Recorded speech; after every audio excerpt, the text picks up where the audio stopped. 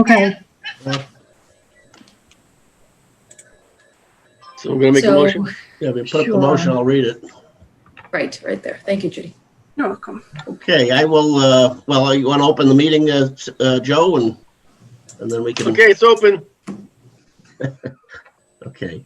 I move that the Board of Selectmen vote to enter into executive session pursuant to Mass General Law, Chapter 38, Section 21A, 2, to conduct strategy sessions in preparation for negotiations with non-union personnel or contract negotiations with non-union personnel if an open meeting law may have a detrimental effect on the bargaining position of the public body and the chair so declares. 3, to discuss strategy with respect to collective bargaining if an open meeting law may have a detrimental effect on the bargaining position of the public body and the chair so declares. And 3, discuss strategy with respect to litigation if an open meeting may have a detrimental effect on the litigating position of the public body and the chair so declares. Soil removal at 9 Air Road, and to return to open session afterwards. Second. Motion been made and seconded. Paul? Aye. Cindy? Aye. Joe? Aye. So we're signing off and going the other one, right? That's correct. Yep. Correct. Okay. Thank you, Judy, for holding the fort down. You're welcome. Have a good afternoon.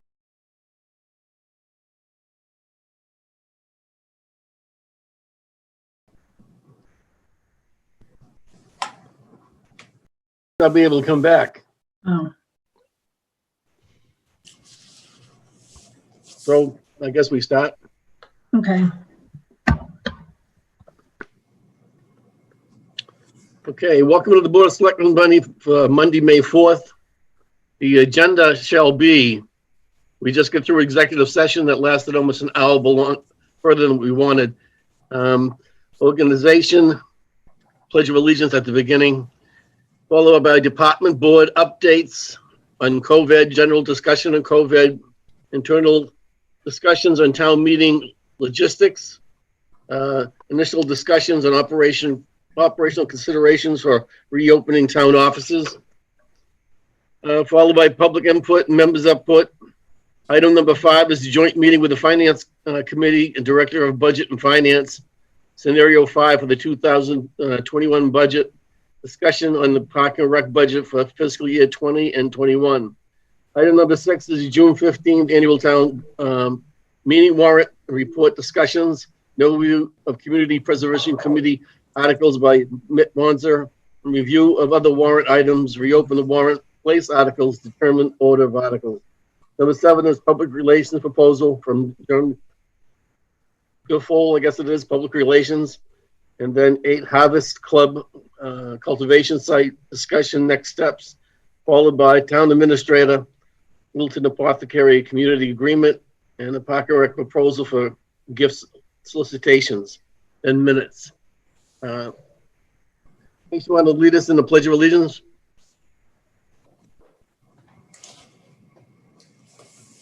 Do you want to do it? To the flag, Flag. United States States of America, and to the republic which which stands stands one nation under God, indivisible, with liberty and justice for all.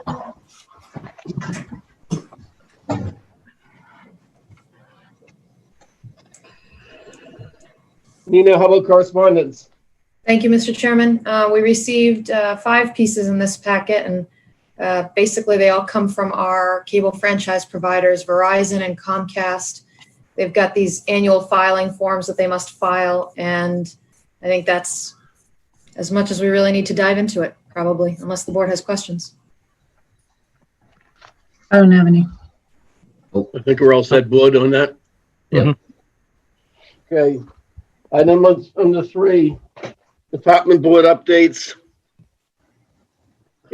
Staff updates on COVID-19. I know that our Joe and probably others are working quickly to pull in our fire chief, police chief.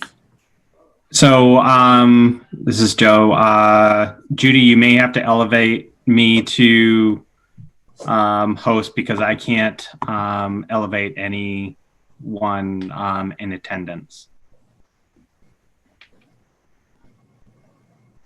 And I just added in was Chief Wazinski and Chief Pennard, and going to do that to you right now.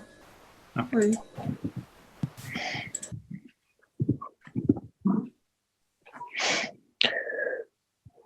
So, Mr. Chairman, I would defer to Fire Chief Scott Wazinski if that's all right with you on the first item, to Certainly. begin the first item. Chief? Good evening. One of the items on tonight's topic was the memo that I sent last week in regards to the offset check that we received for the ambulance account from basically the healthcare for the CARES Act. Sorry, it was $10,796 that were deposited into that account. At this time, my recommendation after doing full research and actually talking with the billing company is that we deny the receipt of these funds. And the reason being is the requirements behind this and the stipulations, it wouldn't allow us to do any balance billing for medicals going forward for the remainder of this year. On top of that, it would also prevent us from looking at any further reimbursements on the federal side.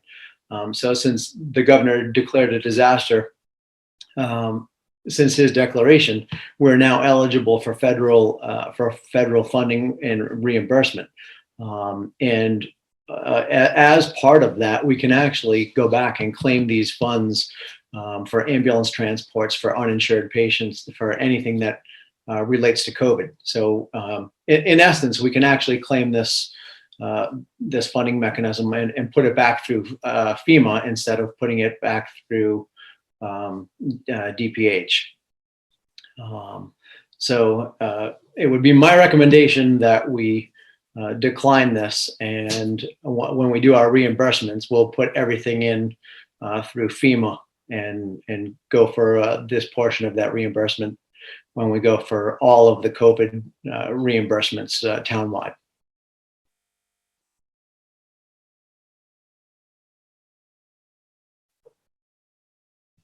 Joe, if you can have a quick question.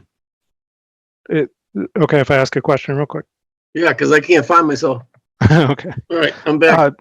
Go ahead. Chief, you said in the memo that we'll no longer be able to balance bill private insurance carriers. Help me understand how balance billing works in the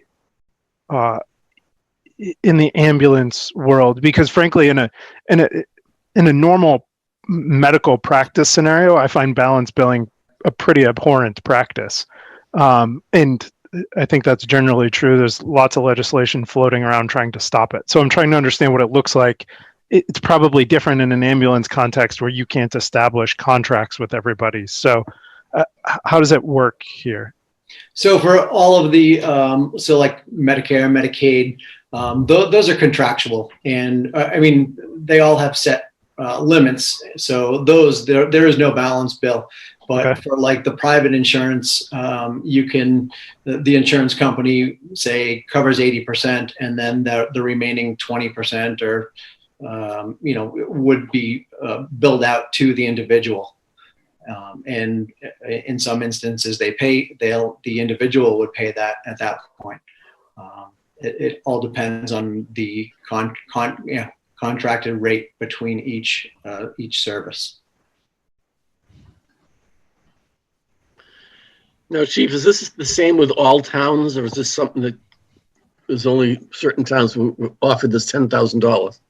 Every community was offered. It was offered a different amount based upon their previous year's billing and transports. So the ranges have been. I heard one town received $35. I know Westford received $18,000. These funds could be used for purchasing supplies, or if there was a, say we were running in a deficit for the ambulance, which we're not, those funds could be used for that. Our supplies, we've been receiving supplies through MEMA. So in essence, you actually have to track these funds and how they are spent. And there's certain things that you can use it on.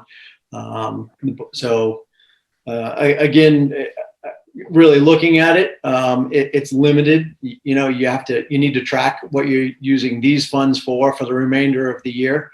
And in talking with the billing company and looking at our run volume, since we've had so many COVID related calls, it actually makes sense for us to continue on as normal and not accept these funds, since we really haven't had a decrease in medicals.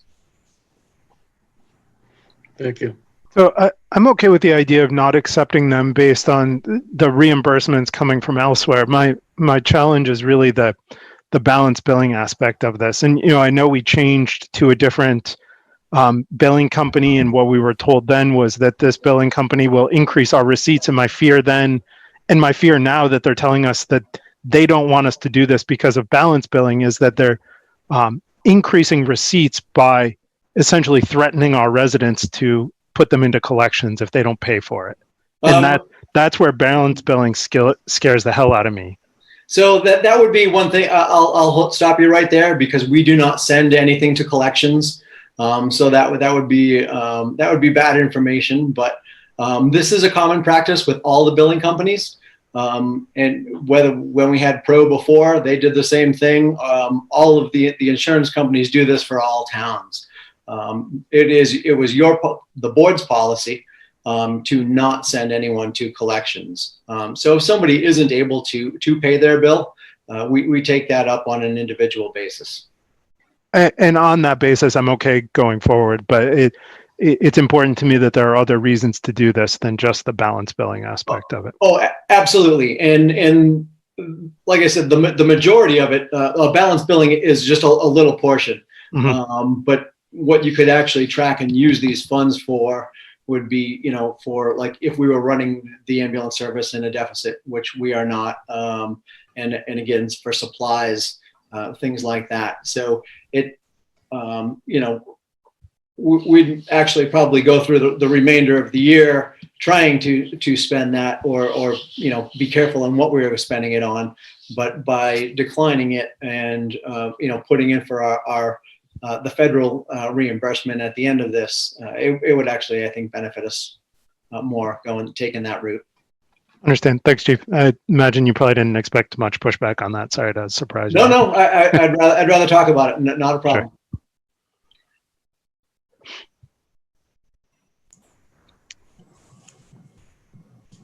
So then I'll move that the board vote to support Chief Wodzinski's recommendation to deny the $10,796.48 payment to the ambulance account from the federal government under the CARES Relief Act. Second. Motion's been made and seconded. All those in favor? Oh, Cindy? Aye. Chase? Chase is yes. Paul? Yes. Joe, yes. Thank you. Moving on, other discussion on COVID. Chief Penard? Good evening. How are you? Actually, the dispatch center is finally back up and running to full capacity. All of our sick are now well. Great. They have beat COVID and are doing really well. In regards to the memo I sent everyone this afternoon, I got a meeting with the BOH on Wednesday at 2:00 to see exactly how we're going to go forward with the educational portion of the COVID-19 order number 31, where you have to wear a mask in public. We'll figure that out on Wednesday, and I'll make sure I update the board after we follow through with that. There was some miscommunication within the police department this weekend. There was some gatherings down at the beach. They went down there to educate some people, but they ended up dispersing. So the beach was actually cleared out in essence. We've since had a discussion in regards to that, and we'll be moving on. And for the sake of clarifying it for the public, what exactly is the expectation with respect to public spaces like that, Chief? Right. The expectation is social distance still, Chase. It's, Okay.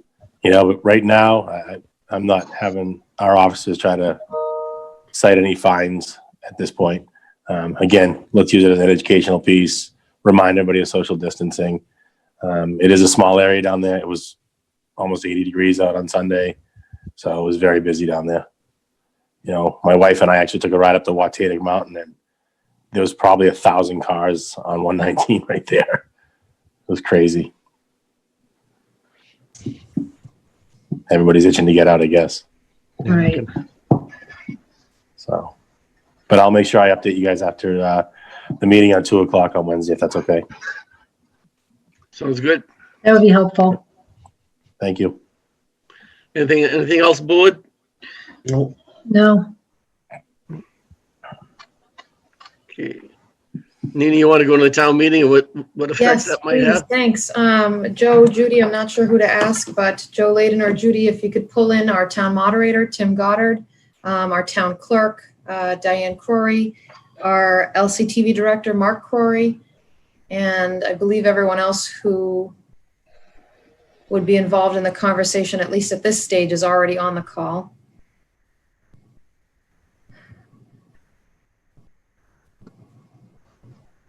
Thank you for doing that so quickly. We do have one person that's attending via phone. I don't know if they need to be part of this conversation. That should be I think that's Diane. Diane, yeah. Okay. Diane, can you hear us? I can hear you all, yes. Awesome. Can you hear Thank me? you. Yes. We can see you, Mark, and Mr. Moderator, thank you for joining us this evening. Sure. Thank you. So, Joe, I can defer to our town moderator or our town clerk. Perhaps it might be practical to start with our town clerk as a beginning place. Sure. So we've been talking basically, as a group as to what our fears are, what our expectations are, as far as whether we should stay inside in the gymnasium and spread out between the gymnasium and the cafeteria. We talked about what the capacity is in the gymnasium. Capacity is 900. Obviously, we look to the fact that we doing a 6-foot spacing between all the different chairs, a 6-foot spacing in the bleachers.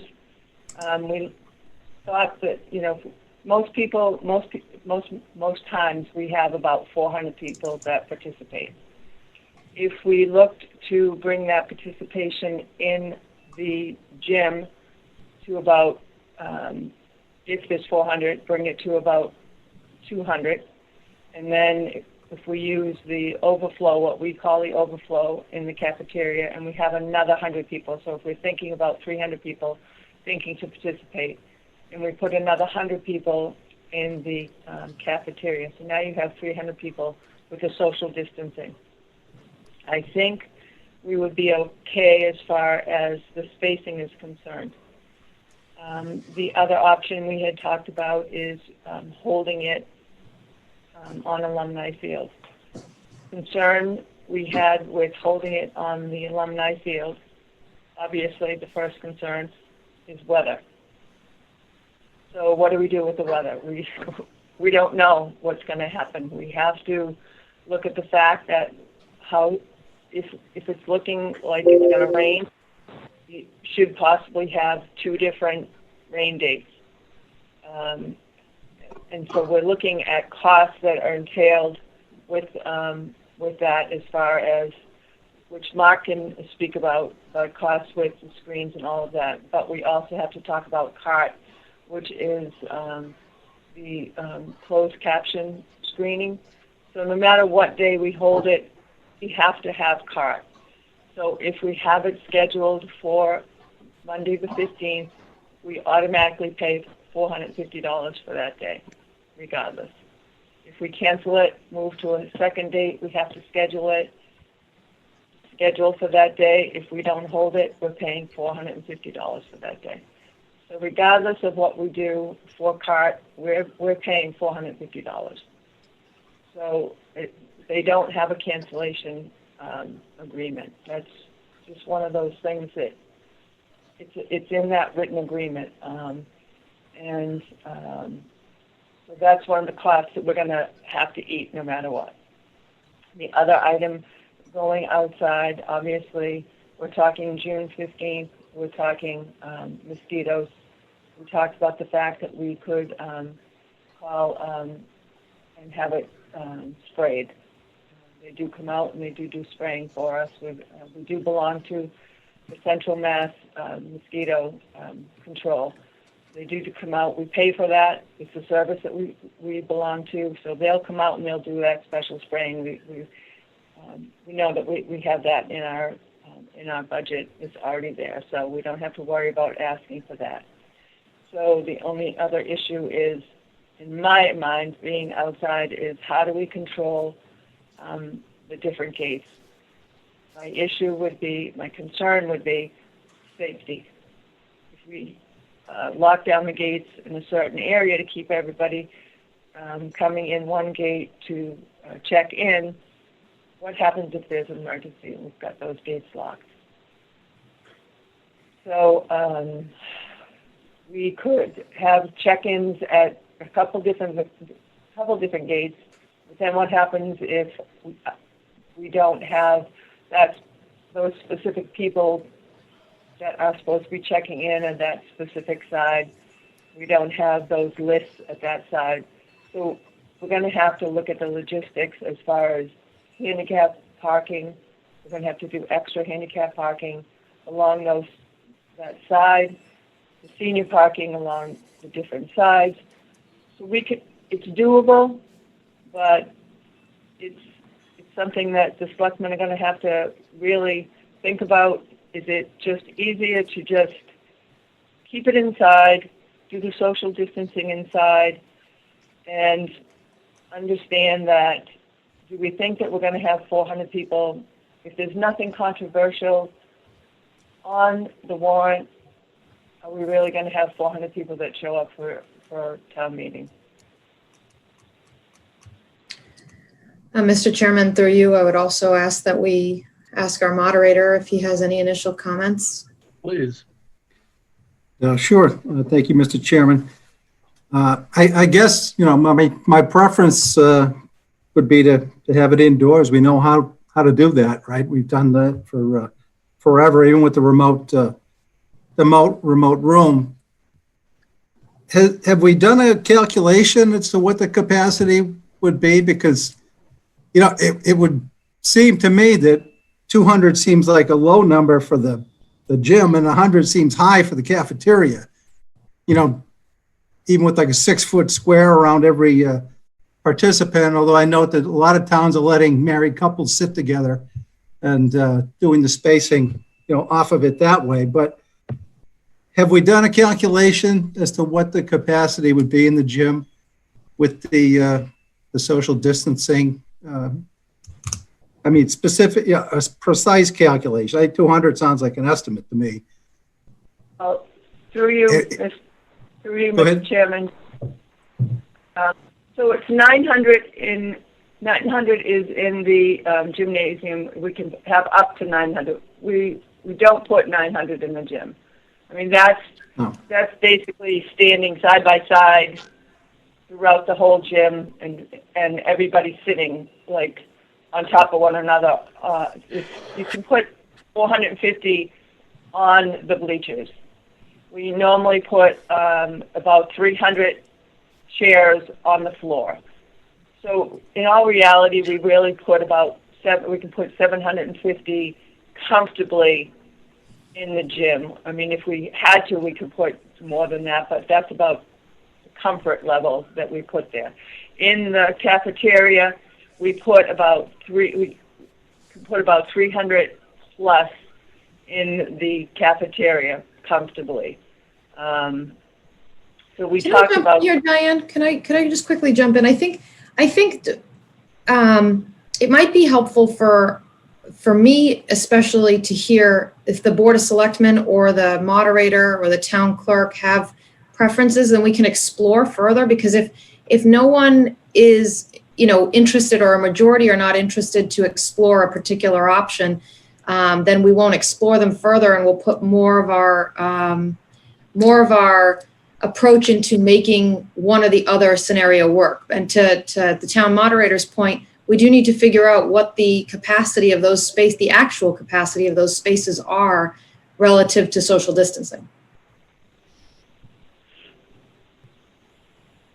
So I'll, Mr. Chairman, if you don't mind, I'd just say this. I'm very much interested in hearing what the moderator and the clerk have to say, and more than likely would defer to whatever they recommend as far as what, going through the operational details. I don't mind hearing it, but, frankly, I'd assume others can work that out. But if they have a preference, then, I'd like to hear it, and we'll likely support it and move on from there. Well, as I said, my preference would be to keep it indoors and do it the way we've always done it. I know LCTV knows how that setup works, and the football field would be uncharted territory. And if we had 200 people show up, I think we'd feel a little foolish.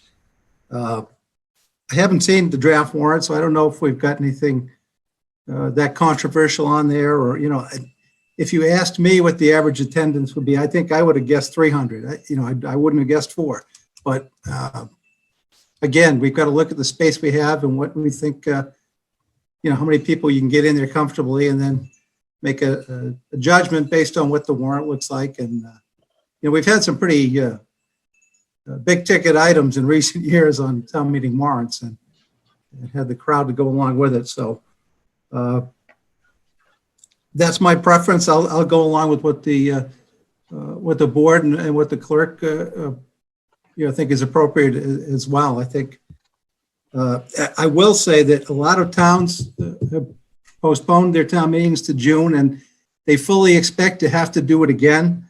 So we might want to think about the scenario of what happens if things are as bad or worse a month from now, and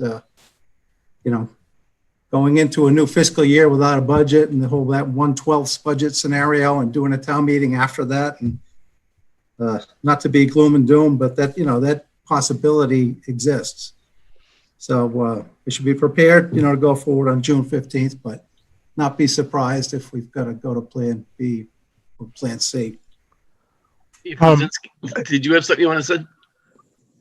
Just a thought. What could there be any option to just going forward and approving the budget at the June town meeting and putting everything else off until the fall town meeting? There are, if Mr. Chairman, through you, I would say that there are a number of articles that are related, or either directly or indirectly related to the budget. It doesn't just become one article. There are other budgetary things that would need to occur in order for the fiscal 21 budget to be, we've got revolving accounts, we've got CPC or otherwise. Certainly the board could try to look at that and create a narrower focus on the articles that we were to have on the town meeting warrant, but I don't anticipate a picture of one article. But to your point, though, Chief, we are looking very hard at making it as minimalistic of a itinerary as possible. I think realistically, we probably, once we actually go to the gym and measure it out, you're probably looking at maybe 300 people in the gym. So I just quickly took the area of the gym off of Google Earth, and if everybody's got a 6-foot radius around them, we're talking less than 100 people. And that's over the entirety of the gym. So now, we get closer to Diane's 200 number when you account for the fact, I think, that you've got couples and things who maybe don't need 6 feet between them. But that would be using all about 10,000 square feet of the gym, and each person needs about 100 square feet. So you're in the ballpark of 100 people just in the gym. My other concern with the gym is the heat in the gym.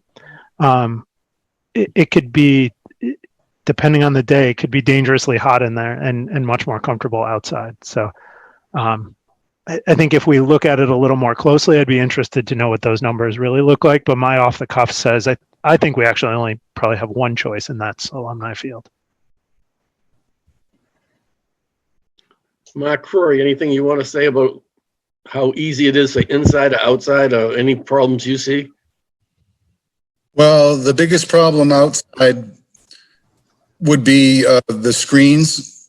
I assume you'd have it in the day or at twilight, and the sun sets right behind the bleachers, which would, if you put up screens to project things, it would make it really hard to read. It's probably wash it out.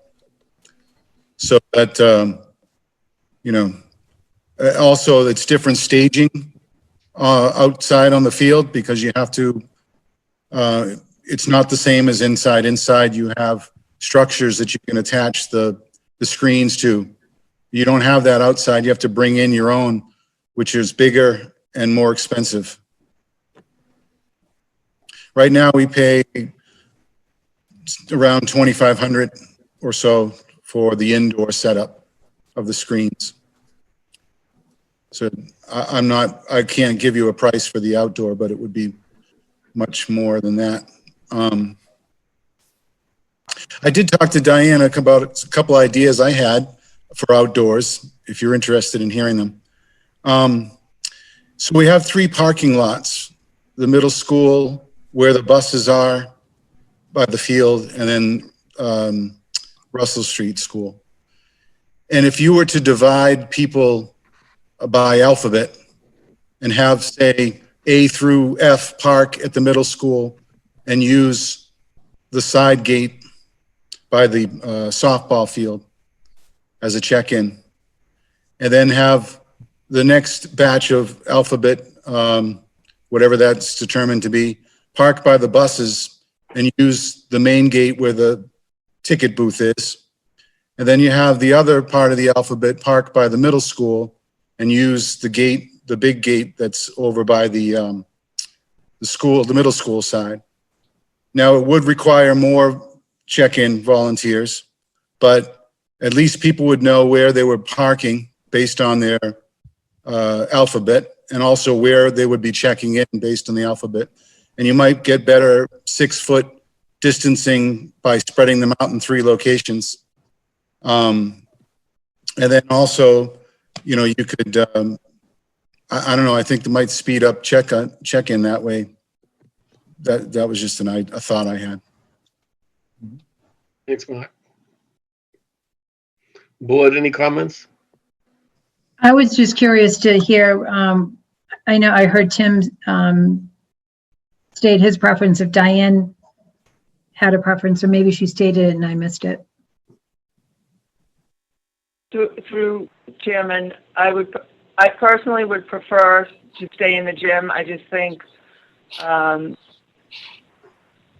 just the logistics, knowing that no matter what the weather is going to be, it's not going to change anything. We're not going to have to make a last-minute decision as to changing the date. We're not going to incur any other extra costs. I think that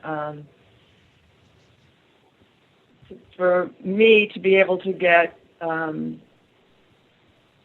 volunteers, how to set them up, where we're going to set them up, it's a no-brainer to be able to set them 6 feet apart in the gym coming in.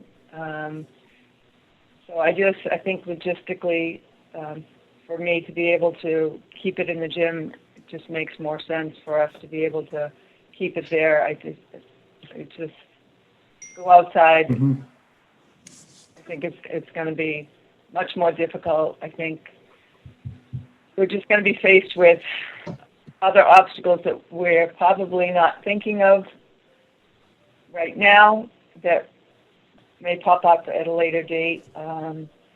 We had talked about doing handhelds as a possible option as to being able to do that. That's off the table. It's unavailable. Nancy did a lot of work in research to try and get that available. Just to let you know, for 1,000 handhelds to purchase is $30,000. To rent them is $10,000. That's with assistance That doesn't include shipping and handling, does not include their travel and other amenities that we have to pay for. So you're talking another probably $15,000 to rent them.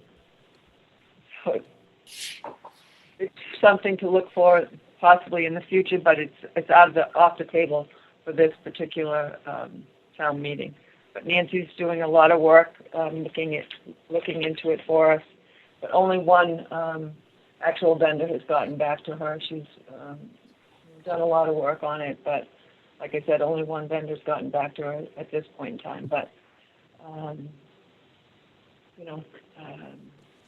it's a good item. I'm sorry, Diane, go ahead.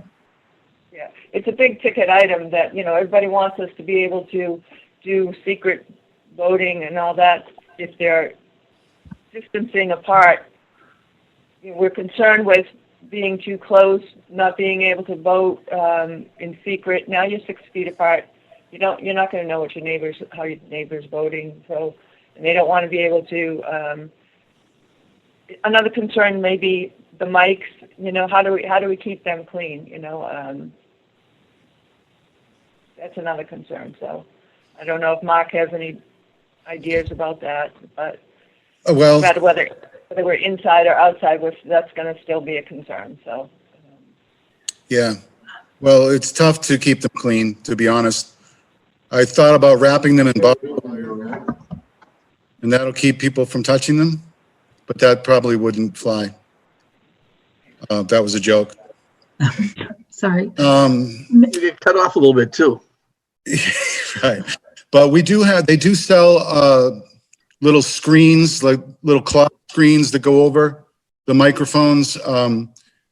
We just looked at ordering some of those. We'll probably get them anyway because we'll probably need them for what, they're 100 in a box, and they've got little, disinfectant on them, and they're little slip covers that go over.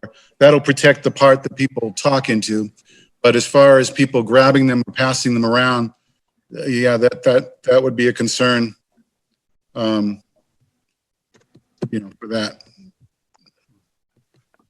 I do think we need to look very closely at how many people we actually think we're going to have and how many people we can get in there. Because when you add up those two areas, I see 120 to 150 people. If we're serious about giving people the opportunity to be 6 feet away from everyone else, you're looking at 150 people between the two spaces. And if we think we're going to have more than 150 people, now we need to start talking about a third satellite area. That's what I was just going to ask. What about the high school? Could we incorporate a third space? The third satellite area? Yeah, you could use the gym, the cafeteria, and the auditorium there, actually, all three of them. So through the chairman to you, Cindy. Yeah. So here's your other issue is every time you add another area, you have to add another moderator or associate moderator or whatever you want to call them. Okay. So you have to be able to have someone who understands how the vote is going, and now you're talking logistics as to how they're able to get the vote back to me to be able to. And so it's kind of another logistical issue. So I honestly think we'll be okay at the middle school, personally. Mr. Chairman, if I might. Go ahead, Paul. Yeah, okay. Chase's points were great. Everybody's points were great, but the bottom line, I hear consensus between the moderator and the clerk that they would prefer to do it indoors, and there are logistic issues that need to be looked at and considered. The square footage allocation, how many areas can hold how many bodies. But this isn't the place to brainstorm a plan. I think we ought to, if we've heard there's a consensus between the two principals in charge of running it, and we don't disagree, then we ought to just say terrific and go off and ask what the appropriate parties to develop the details of a plan and bring it back to us. Right. Other than that, everybody's gonna sit here and come up with, well, what about this? What about that? And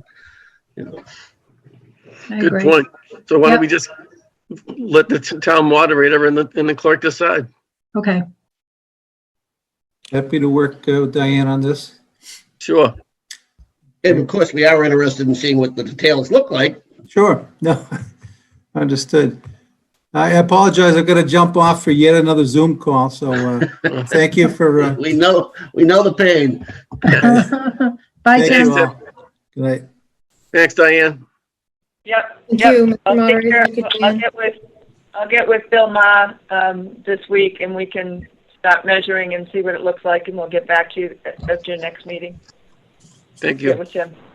Okay. Awesome. And before too many people jump off, I know our next item kind of discusses something similar. And I also, to you, Mr. Chairman, know that we have 2 hands raised. I'm not sure if you want to take public comment at this point or if you'd like to wait till another point. I'll take it now if it's, Okay, I think the first one that came in was from Miss Christine Nordhaus. Hi, Christine Nordhaus, Star Hill. Thank you. I think having town meeting and 100 people in one room of any size is extraordinarily irresponsible. I really think finding volunteers and hammering out logistics is better than people dying. Town meeting should be accessible to every voter, and it's not going to be accessible if it's in 1 or 2 rooms or 3 rooms or any of these gatherings. So that's all I wanted to say. Thank you. thank you. I believe the next question that public comment that came in was from Judy Reed as a resident. Sure. Who's having trouble unmuting herself for some reason tonight. So Judy Reed, Pamela Way, same type of thing as Christine. And Christine and I joke about how we don't normally agree on anything. But I personally do not want to be inside at late June. Last year's special town meeting was really hot in there. And then if you're talking about trying to keep socially distant, I don't think it's going to be really that good to try to, or plausible to do inside. I understand as far as the technical side, how difficult it would be to be outside and how easier it would be to be inside. Still not easy, but easier. I just, as a resident, I would not want to be inside for this town meeting in June. Thank you. And I believe we had a comment that came in while we were accepting or while we began accepting. If you'd like to take the other one, Joe? Yeah, one more before we move on to the next subject. Okay, thank you. Miss Erica Podgor. You know, I've never tried to pronounce your name, Erica. I apologize. That's all right. Podgorny, 6 Fox Lane.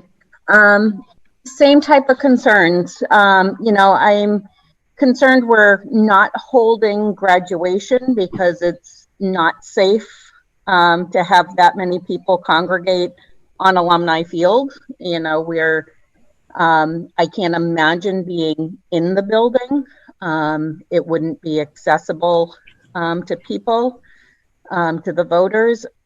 The moderator mentioned that other towns are postponing their town meetings. I'm wondering why that is not something that we are talking about. It just does not seem like there's any real safe way to do a town meeting and make it accessible to voters anytime soon. Thank you.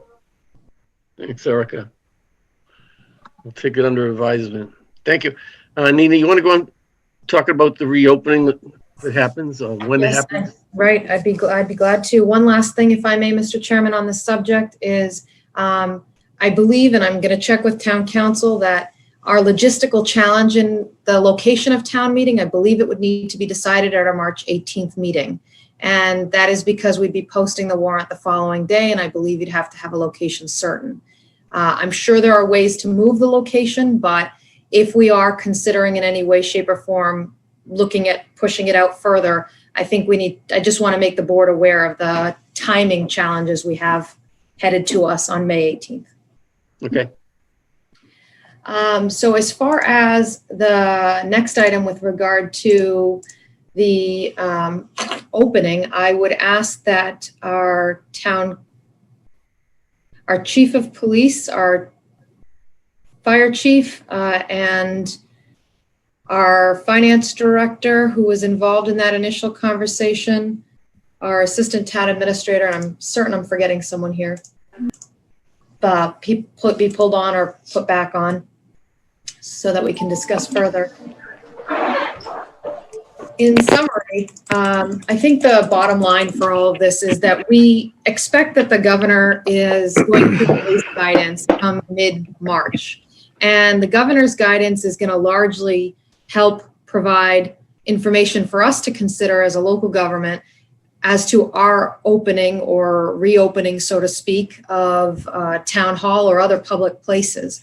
And in the end, you know, not having some of that guidance before us at this time and anticipating that it would be later, you know, we're trying to begin initial discussions on evaluating what we would need to do to get our Shattuck Street building at a place where, you know, it could provide for certain limitations or plexiglass type of considerations in different offices, and the type of considerations of just simply having a barrier next to someone's desk if they have seating for the public at their desk. Of course, a lot of this will be driven by the governor's recommendations and his advisory board that consists of the lieutenant governor and a number of other folks across the Commonwealth.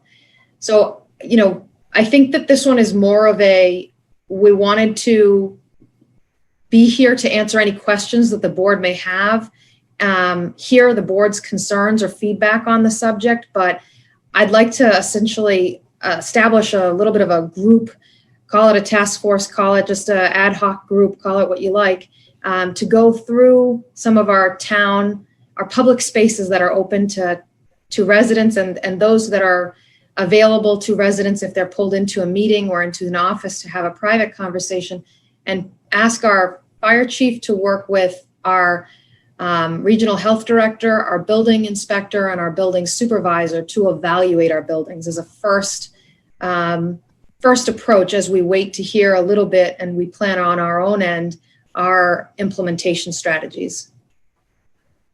So tomorrow morning, Jim Gareffi, Ed Mullen, the building inspector, and myself will be going through town hall. What the initial plan is to identify each area for each specific office where the public has access, and you know, establish areas where we'll put up like the plexiglass window like you've seen in all the grocery stores. We currently have masks that'll be able to be issued to each department. Masks will need to be worn throughout the building. If, you know, one of the things that you guys will need to decide is whether or not the first week of opening may be just for employees, and hold off for another week or maybe two for the public. At least until everything is established. But we'll go through and identify all of those spaces tomorrow. You know, one of the items that we had initially discussed is maybe even the potential for certain walking patterns. You know, you may go up one stairwell down the hall and back down the other end of the stairwell at the other end of the hall, just to potentially eliminate people going back and forth. Even having markings out in the hallways, eliminating those chairs where people can currently sit and wait, so that there's no sitting now and no wait, you know, no waiting. Those 6-foot marks down the hallways. Just the social distancing and the mask wearing is not going away on the 18th. You know, this is going to be the new normal. This is what's going to occur most likely right through the summer and into the fall. So, you know, the plan is, again, we're going to go through there tomorrow morning, first thing, and establish all of those spaces and make our recommendations for that. Thanks, Chief. Joe, can I ask a question real quick? Sure.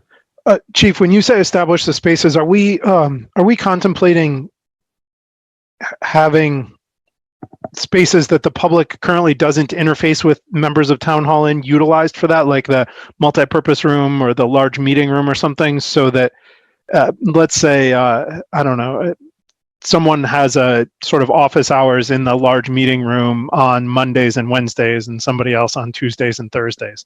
Help me understand what designating the spaces means in that regard. I think designating or looking at the spaces, basically looking at each of the offices, like the tax collector's office, the assessor's office, park and rec, the selectman's office upstairs, the building department, each of those spaces where the public has daily interactions, and going in and potentially laying out what we might want to see, say for 2 foot high by 3 foot wide plexiglass window, where they're going to have their interactions, spaces where they can pass things back and forth. Just that identifying how many pieces of plexiglass may be needed, what areas, and what, maybe the Zoom meetings will continue. And just because town hall opens doesn't mean that we're going to jump right back into having meetings in the selectmen's room, or having contractors in for meetings, or other departments in for meetings. We're probably still quite a ways away from going back to normal meetings in those spaces. Again, that's something that we're going to have to identify as things ease up over the coming weeks and months. Nina and Joe, is there the possibility technologically of allowing some departments to have office hours where they interface with the public outside of their main office, in bigger spaces where people can stay more spread out? Or is that just not feasible from a practical standpoint? I do think that that's possible, and I think that we may have to look at those kinds of solutions as we try to spread out, if necessary, just regular office configurations. If they, if this group that we're hoping to look to charge to do this evaluation determines that an office space is too tight for the 2 staff that are currently in there, we may be in a situation where they're, we're utilizing a conference room that has historically been used for conferences for that person's workspace. And I think that, to answer your question, that would be no different than finding the safest way to accommodate the business function, maybe to utilize a larger space and have a mobile type of office for a period of time to answer public questions or address public needs. To also answer just a different part of the same question, at least my understanding is with a lot of inquiries with the land use departments, some of the engineers and consultants are already used to utilizing Zoom, sharing their screens, essentially meeting virtually, because you're bringing in 2 or 3 different people, whereas before you may have used a conference room to have that in-person meeting. Now so many of the consultants are just sort of used to Zoom themselves, that these meetings happen just in this environment, sharing PDFs. So question also ends up being just as far as whether or not that ends up being something that's really more on the local level with residents, with a couple people coming in. Really there wouldn't be any thing that would prevent someone from having open Zoom office hours at the same time. So, Mr. Chair, if I may, there's been no statement made by the governor that businesses are going to be begin to reopening on the 18th. This is still very much Correct. Yeah. a fluid situation. Correct? Absolutely. I mean, Yeah. if Mr. Chairman, very much through you, yes, this is definitely a fluid situation. And as to that end, I would not say we're at a point where we would be implementing anything. I think we would conduct an evaluation. We would be able to do some pricing as to what that might look like, come back to this board to have some discussions, because if the pricing, suggests that we may have to do it over a phased period of time, then we may have to phase open town hall as an example. But the first thing I think that makes practical sense is to do an evaluation of our building and what social distancing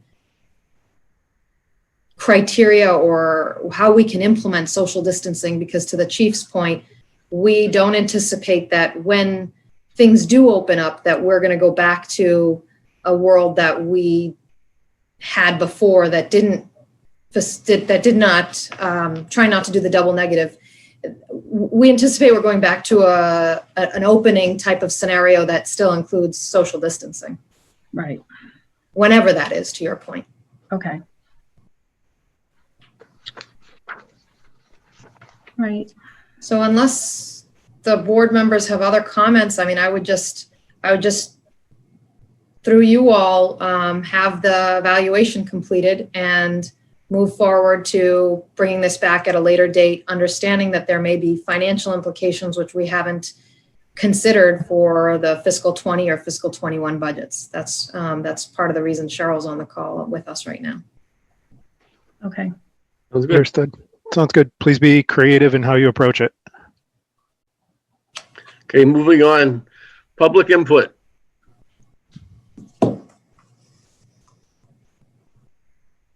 And anything there? We have Matthew Nordhaus that has raised his hand to talk. Sure. Matthew? Good evening. Matthew Nordhaus, Star Hill Road. Would you consider adding the information that's on the town website regarding early voting for the upcoming town election to the mailing that goes out for the town meeting? I feel that there's a lot of great information there, and I really appreciate that it's been put up and it's very clear and concise, but I'm concerned that some people who don't have the internet or who aren't accustomed to using the internet to get their information may just not know that this is available, and they may very well be the people who are the least likely to vote because of the fear of disease. Great idea. Can that be done? So the town meeting report, logistically thinking out loud, the town meeting report is printed by a specific printer. We could certainly ask that printer for a price to also print additional. I don't know if it would be easy to do in the same package because we'd have to have it stapled to the town meeting report. We certainly could try to look at pricing and alternatives in terms of things that are being mailed out. And It could just be a page in the report. I mean, I think we've done something like that in the past with a message. I can't remember the topic matter, but if you look back in old ones, I mean, if that's all it is, we could certainly do that. if it's Sure, make it the first page, right? Right. Yeah, if it's incorporating it into the town meeting report and the board wants to do that, then that's simple. Once it's stapled together and bound, and absolutely, that's the easiest of all. Yeah, that makes sense. I wonder if we could put something in with the electric bills as well. That's a great idea too. Speak to the commissioners about that. Sounds good. Thank you very much. Great. Anything else in input before we move on? Yes, we also have Erica. Hello, Erica. Hi,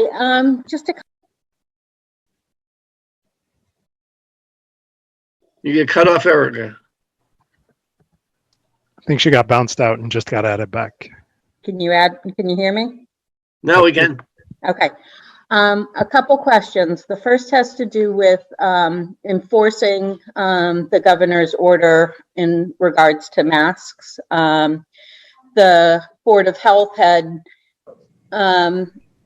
said that they didn't think that it was something that they would be able to enforce prior to the governor making the announcement. So now that it is mandatory, I'm wondering how we plan on enforcing it. The police put out a statement on Facebook and someone very quickly said, well, I'm not doing that. So, I'd like to know what's going to be done to protect Littleton citizens. Chief Bernard's on, if you would. Mr. Chairman, I can speak to that if you'd like me to. Please. Sure. Is it Erica? Yep. Erica, the way that's going to be handled, it's going to be similar to like a leash law violation. It's under Article 21D, where in fact we get our authorization from the Board of Health to cite any violation up to, as the governor said, $300. There's a meeting on Wednesday with the Board of Health, which I'll be in attendance of, asking them to let the police department be the enforcement agency for that COVID-19 number 31, wearing a mask in public and when you can't social distance. Obviously, we're going to try to do the best we can to educate people at first and then follow up with a fine if we have to. Fine being last resort at any point in time.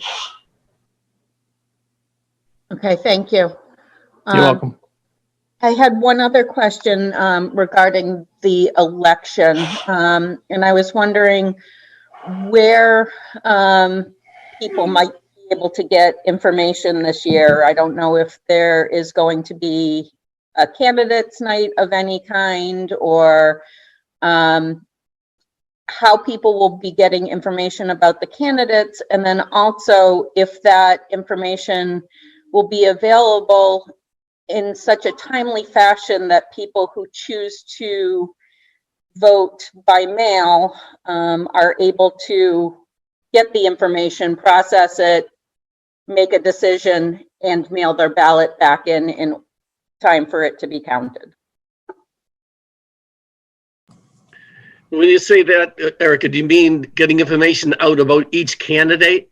Yeah, so usually, you know, there's a candidates night. Usually LCTV does a you know, candidate spots of each of the candidates. And, you know, I see all of those things as being problematic this year. And if those aren't avenues to getting people information, I'm wondering what avenues there are, and if people are going to be able to get the information they need to vote, and if they're going to be able to get it in a timely fashion to be able to vote by mail. Is there anyone here from LCTV that can, Judy, can you answer something like that? I think we have our executive director, Mark, on the line. Is Mark still on? I am. Oh, Yeah. hi, Mark. Hello. Well, you're right, Erica. It is difficult to do things the way we normally do, which was offer candidates time to come into the studio and record their 5-minute PSA, I guess you could call it, vote for me piece. What we're going to do this year is I have a list from the town clerk of all the people that have pulled papers, the qualified candidates. I'm going to reach out to them and just offer them the airtime. They'd have to produce their own video. It can be through a cell phone, or if they have more sophisticated means, or you can just ask any fifth grader to produce something. They're pretty tech savvy. And then, you know, send it to us, and, you know, just prior to the election, we'll put them all together and air them. We'll also put them on our on-demand station as well, and on YouTube. And then as far as, as far as candidates nights, we have not been approached by the Littleton League of Women Voters or the Rotary yet, but that could be something that could be done through Zoom, I assume. Thanks, Mark. You're welcome. And then beyond that, Erica, I think it would be up to each candidate to try to get their own information out there in some manner or form. Thank you. I appreciate it. I just would like people to keep the time frame in mind, because I know a lot of people will be trying to vote by mail, and it has to be received by the election date. Thanks, Erica. Thank you. Okay, anyone else up to? No. We don't see any other hands. Okay, moving on, members update. Cindy? I don't have anything. Chase? Quick update with respect to the 119 to Hadawan land road, 119 to Hadawan road land. Met with Sudbury Valley trustees and a few other folks, LCTV, Amy Green, Joe Layden, Paul and I were on that meeting last week. What we think the right course of action is to apply for a couple of state grants to help acquire that land. One of those is the MVP grant. We've asked Amy Green, with possibly with some of Joe's help, to begin preparing that application. That's something that the board, we may not have a lot of time as a board to review that application before it ultimately goes out. It is due in mid-June. I don't probably got the date here somewhere, but mid-June or thereabouts. But we would be asking for a substantial amount of money to support the acquisition of that land. I think when we meet again, I'll have more information for you all, as long as there's no opposition to utilizing some of our town staff's time to prepare that grant. We haven't, I don't think Amy or Joe has buried a lot of time into it yet, and we could certainly bail on it if it was the prerogative of the board to do so. But it is a viable funding opportunity. It's not perfect, but it's pretty good for us. One thing that would need to be done there is that, because we as a board are contemplating, if you recall, we'd had these discussions contemplating carving off certain portions of the land and either not acquiring those for open space purposes, that is possibly acquiring them for some affordable housing purposes, and also possibly carving off the lot with the house on it, and having the town not acquire it. In order to apply for the MVP grant, we would need an updated appraisal that would show the cost of the property with those modifications incorporated. In speaking with Sudbury Valley trustees, SVT has generously offered to help us with the cost of having the appraisal updated. It's an update. It's not a wholesale brand new appraisal. And so unless the board has an objection, we're going to go forward and have the appraiser give us the costs, or give us the appraisal based on a couple of different conditions where we have some of those lots carved off. And then probably, I think, when we meet again on May 18th, engage in a longer discussion and potentially have the board vote on exactly how we would want to manage the land, particularly the land that could be used for some affordable housing purposes. Because frankly, that could actually really help our MVP grant if the board were to say, this couple acres to the north we want to use for affordable housing. One of the elements of the grant is actually environmental justice issues and accessibility issues. And if the board were to quite vocally state that that's what we wanted to do with some portion of the land, we would actually probably score higher in the MVP grant process. So I'll have more to bring back to you in a couple of weeks, but I did want to make sure no one had any objections to us going forward with the MVP grant and working with SVT to help have them help support the updated appraisals. Sounds good. Thanks, Chase. Paul? Oh, you're on mute. Can't hear you, Paul. Lucky you. Well, Chase summarized that very well, and given the fact that we're an hour and a half behind schedule, I won't add anything else and encourage us to move briskly through the rest of the agenda. Thanks, Paul. Moving on then to 5, joint meeting with Finance Committee and Cheryl, Director of Finance and Budget. Nina and Cheryl, you want to take it away? I'm sure we'll transition through and start pulling all of the finance committee members onto the line. I know that the school committee members and the school superintendent are also on the line. The way that Chairman Fontanella phrased it to me was they're available if they have any questions. So I'm guessing that at this point in time, we don't necessarily have to bring them on, but we can certainly do so, or they can raise their hand if the boards would like to open it up to them. I think they are also posted as a joint meeting, so it might be just simply by right. I'll wait a few minutes until we get started, and then with everyone on the line.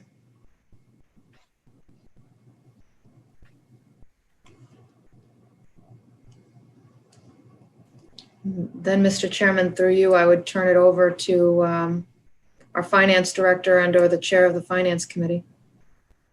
Sure. Cheryl?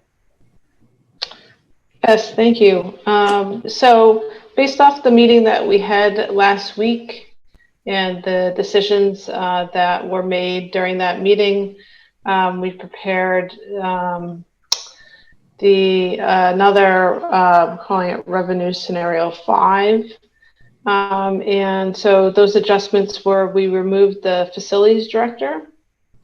We reduced the school department's reduction to $111,529, which makes their total FY21 appropriation $21,969,762.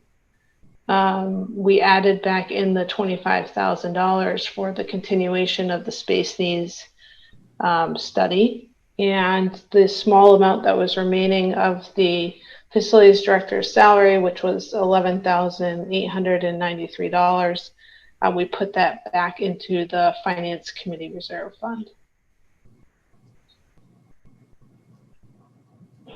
Questions from our board? Not this time, Joe.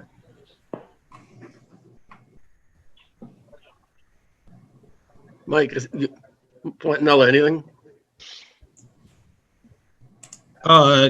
No, all I would say is that we did have our public budget hearing last Thursday. And at that meeting, we discussed the scenario that Cheryl is summarizing, and we agreed to work with that, and we ended up voting a budget of $21,969,762, which includes an increase of $616,881, but fits in with the model, the latest model scenario 5 that Cheryl put forward. And also includes the $235,000 that's being moved from capital to operations. Thank you. Gary Wilson, are you there? I am here.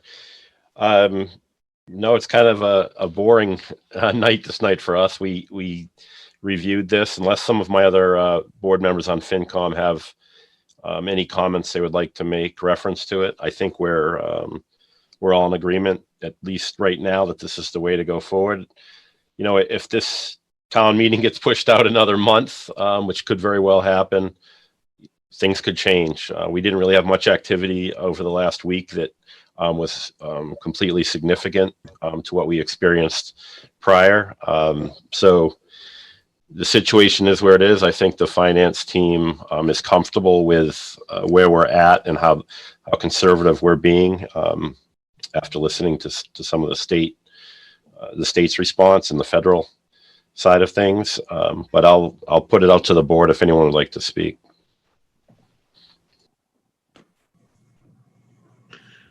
Anyone else from the finance committee?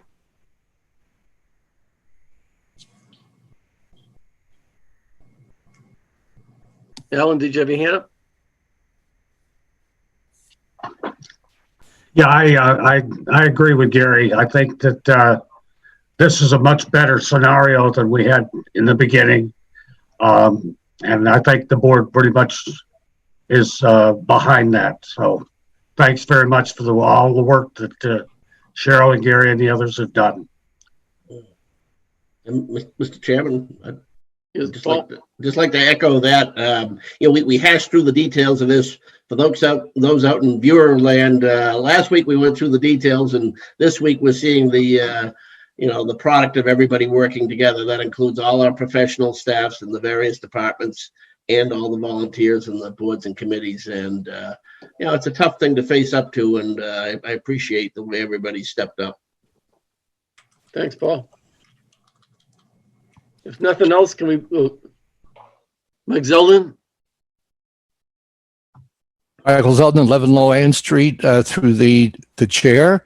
This is on a minor matter. There's mention of space needs, $25,000. I'd just like to very quickly raise the question of why this is continuing after at least 2 or 3 rounds of consulting operations far in excess of $150,000 to $200,000. And number 2, is there any likelihood of execution of the space needs, actually something being done beyond extending the life of a very large committee for the next several years?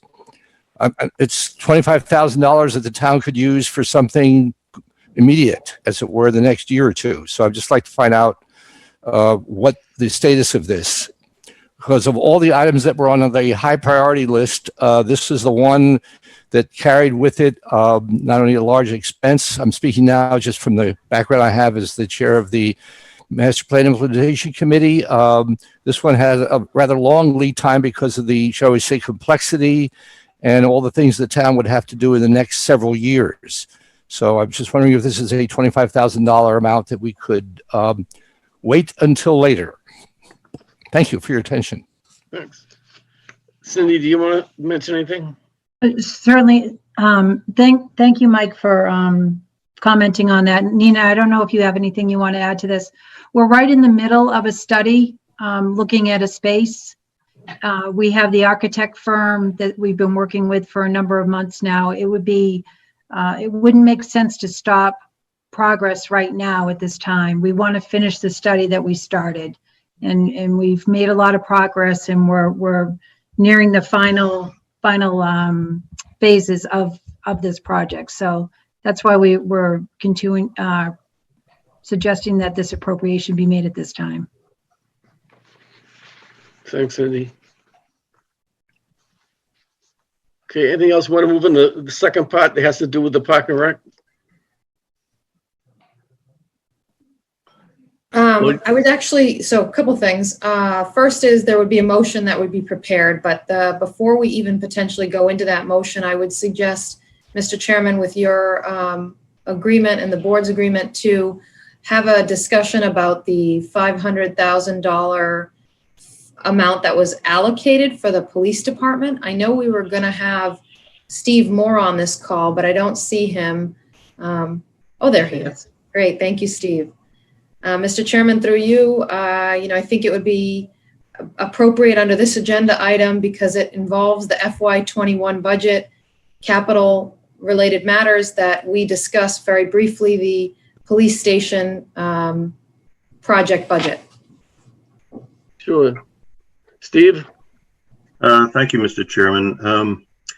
We received well, first of all, we engaged the services of a engineer to do some forensic review of the police station. They came back about a month ago with their findings and an estimate to repair all the masonry work and replace all the windows in the facility. To do all the masonry work exclusive of OPM fees was $625,000, and to replace the windows was $120,000. So if we lumped all that together, including about $55,000 for OPM fees, we'd be just over $800,000 as an estimate. Now, understanding that this may not be affordable at this time, I spoke with the chief, Nina, Cheryl, and the OPM about the possibility of having the consultant, CBI, put together a bid package that included all the elements, the masonry and the windows, and then creating a base bid for just the east and the south elevation masonry work, which are the two worst, and then having bid alternates for the other two elevations, and then another alternate for the windows. And this way we could keep the cost for phase one under $500,000 if the board doesn't wish to go for the entire amount at this time. Thanks, Steve. Questions from the board?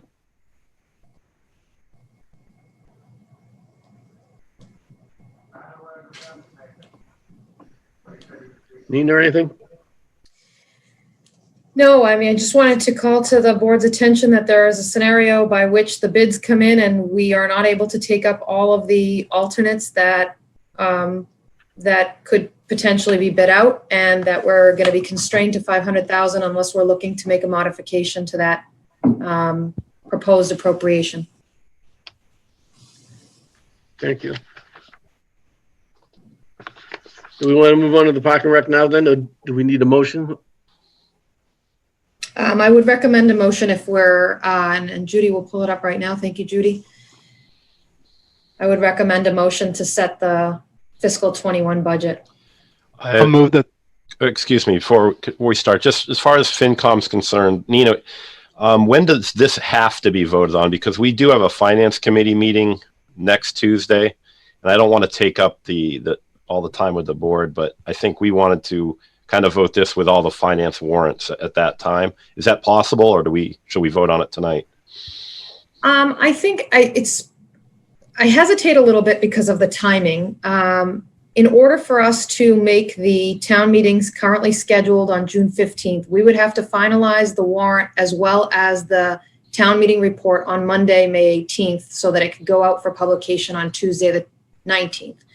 So from the standpoint of logistics and timing, we really need to be substantially completed with our planning processes in advance of the 18th and be sure that we're heading towards a semifinal kind of approval vote at the 18th meeting and not potentially reworking things. So while we do have time to vote this at a later time, we don't have material time to make changes, if that makes sense. Okay, so we'll just have to cast 2 votes tonight then, the Board of Selectmen and FinCom. I didn't want to hold too much discussion on this, so I just wanted to make sure we're clear with Steve if he's still on. This 500K is going to work and carry this work up until a point where we can put this back into our budget cycle for next year. Will that keep them busy, or should we be putting this money into this right now, in your opinion?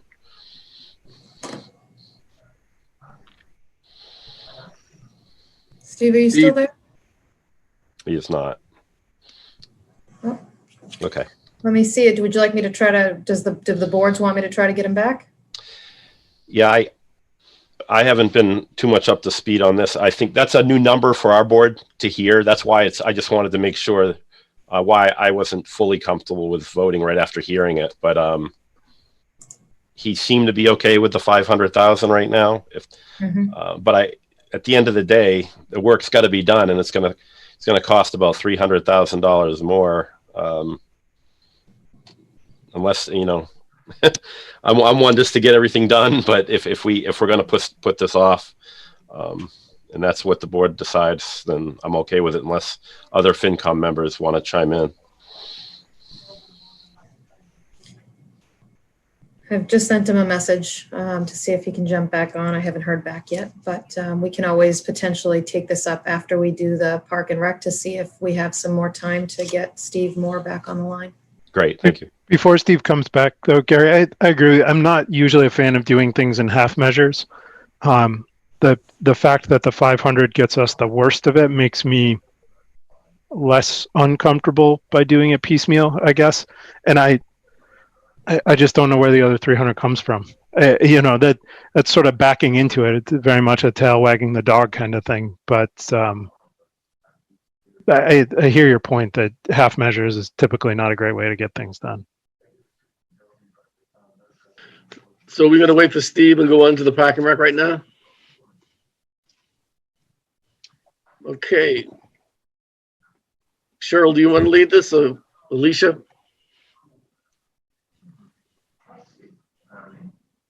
Hi, Alicia. I think Alicia will. Go ahead. Okay, I can't unmute myself. Hello. So I broke this up into 2 different categories because we were talking about fiscal year 20 as well as fiscal year 21. So I'll go through the information for fiscal year 20 first and see if you guys have any questions, and then move on 21. Does that sound okay? Sounds great. Okay. So just kind of an overview really quickly. So we collect the majority of our fiscal year revenue in March, April, May, and June. So last year, about 45% of our whole budgeted revenue was collected during those 4 months. Since the COVID-19 pandemic, we have had to cancel and refund all of our Spring 1 and Spring 2 programs and prorate refunds for our Winter 2 programs. We've also had to cancel our RISE program, which is the teen after school program, and our April school vacation. So we've tried to create or transfer as many programs to a virtual option as possible. So there is a little trickle of revenue that's coming in, but it's not what we need to be able to operate at normal capacity. So the current deficit that we have from the lack of revenue and the funds that have already been refunded at this point is $264,00. So our staffing, wages, and benefits through June 30th would be an additional $81,545. And if we have to cancel all of our summer programs, we would have to refund an additional $141,500. Which would be our worst case scenario at a total being $463,258. If we do not have to refund any of that program revenue and only pay the full-time wages and benefits, so then we would be at $321,800. Realistically, I believe we're going to be in between there somewhere.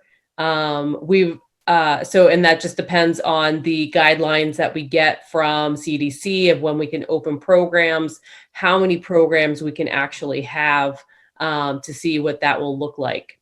And then we've also put in a request, I know Nina had mentioned it later on, for permission to solicit for donations to help attempt lower the debt number as much as possible. So I just want to mention that in the big picture, we are not the only rec enterprise fund in this situation.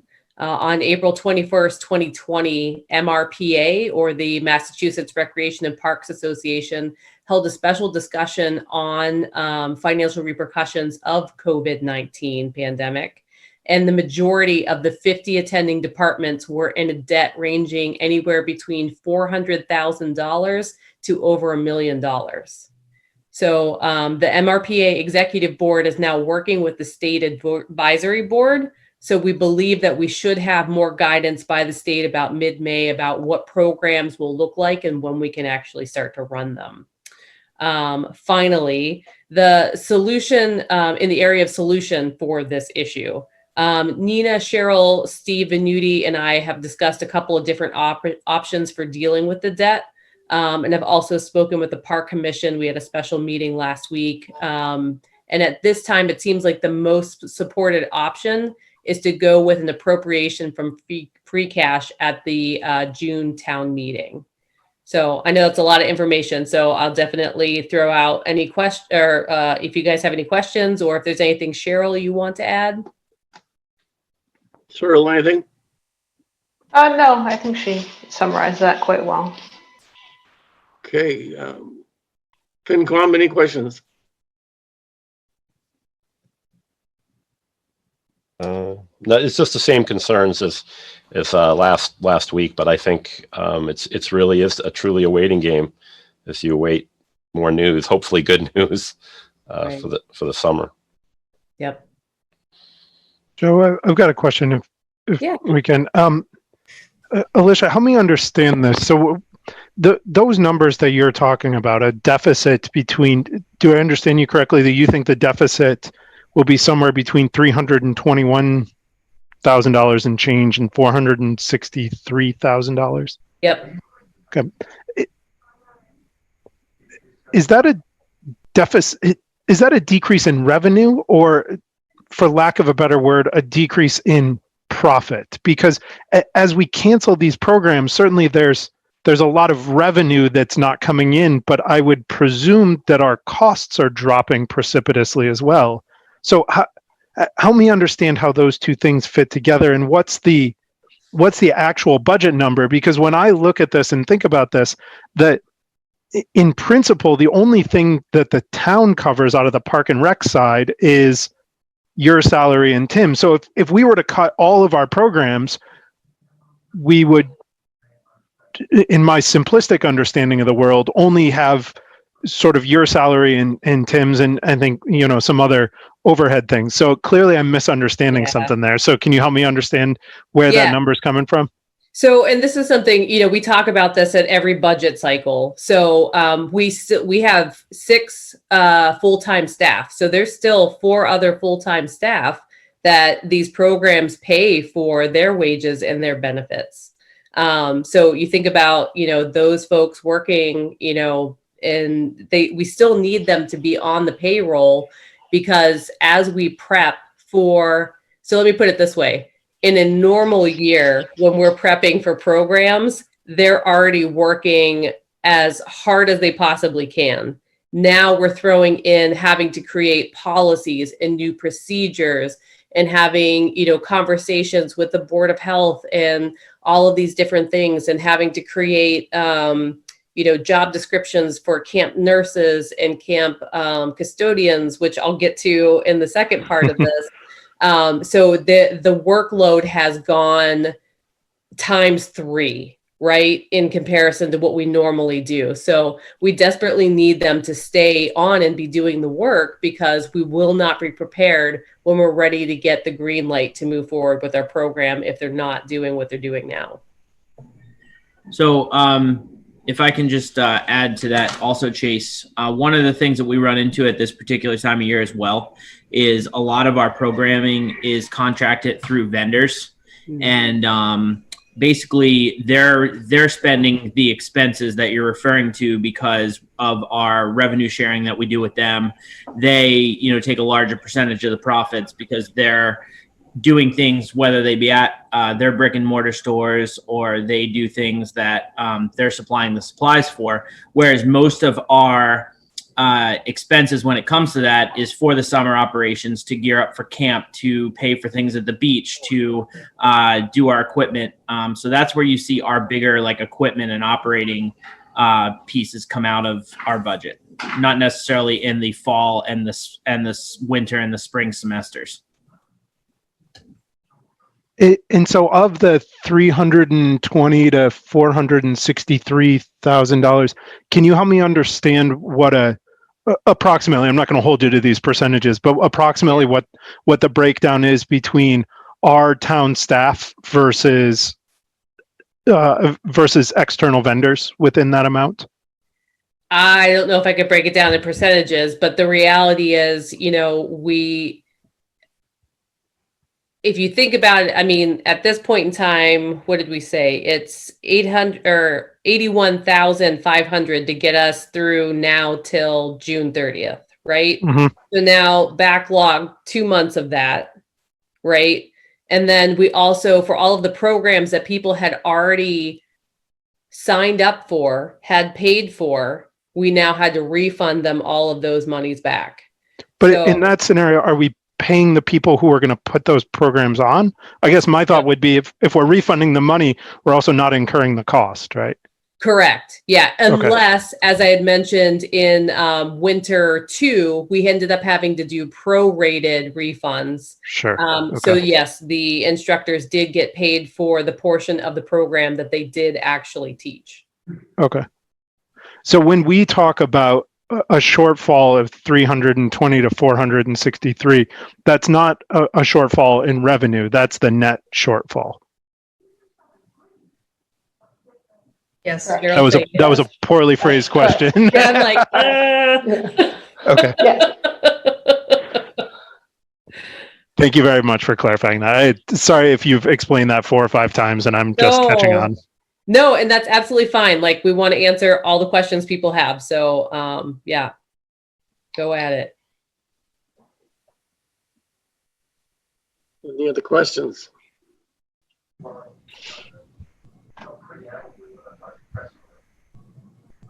Is any motion needed with this? I have a kind of a combined motion as it relates to this, but we don't need to put it up yet because I think we need to.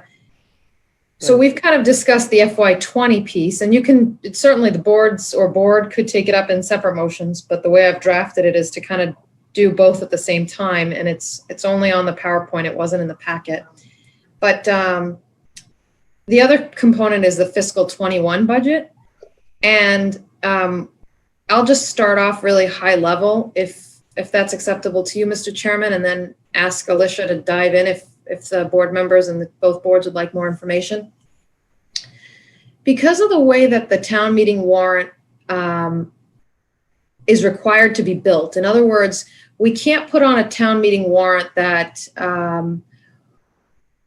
whatever number we put on a town meeting warrant is the number that is the maximum number. So if we have an article to appropriate, let's say in the case of the Park and Rec department, it's about $1 million enterprise fund, for instance, using that round number, $1 million.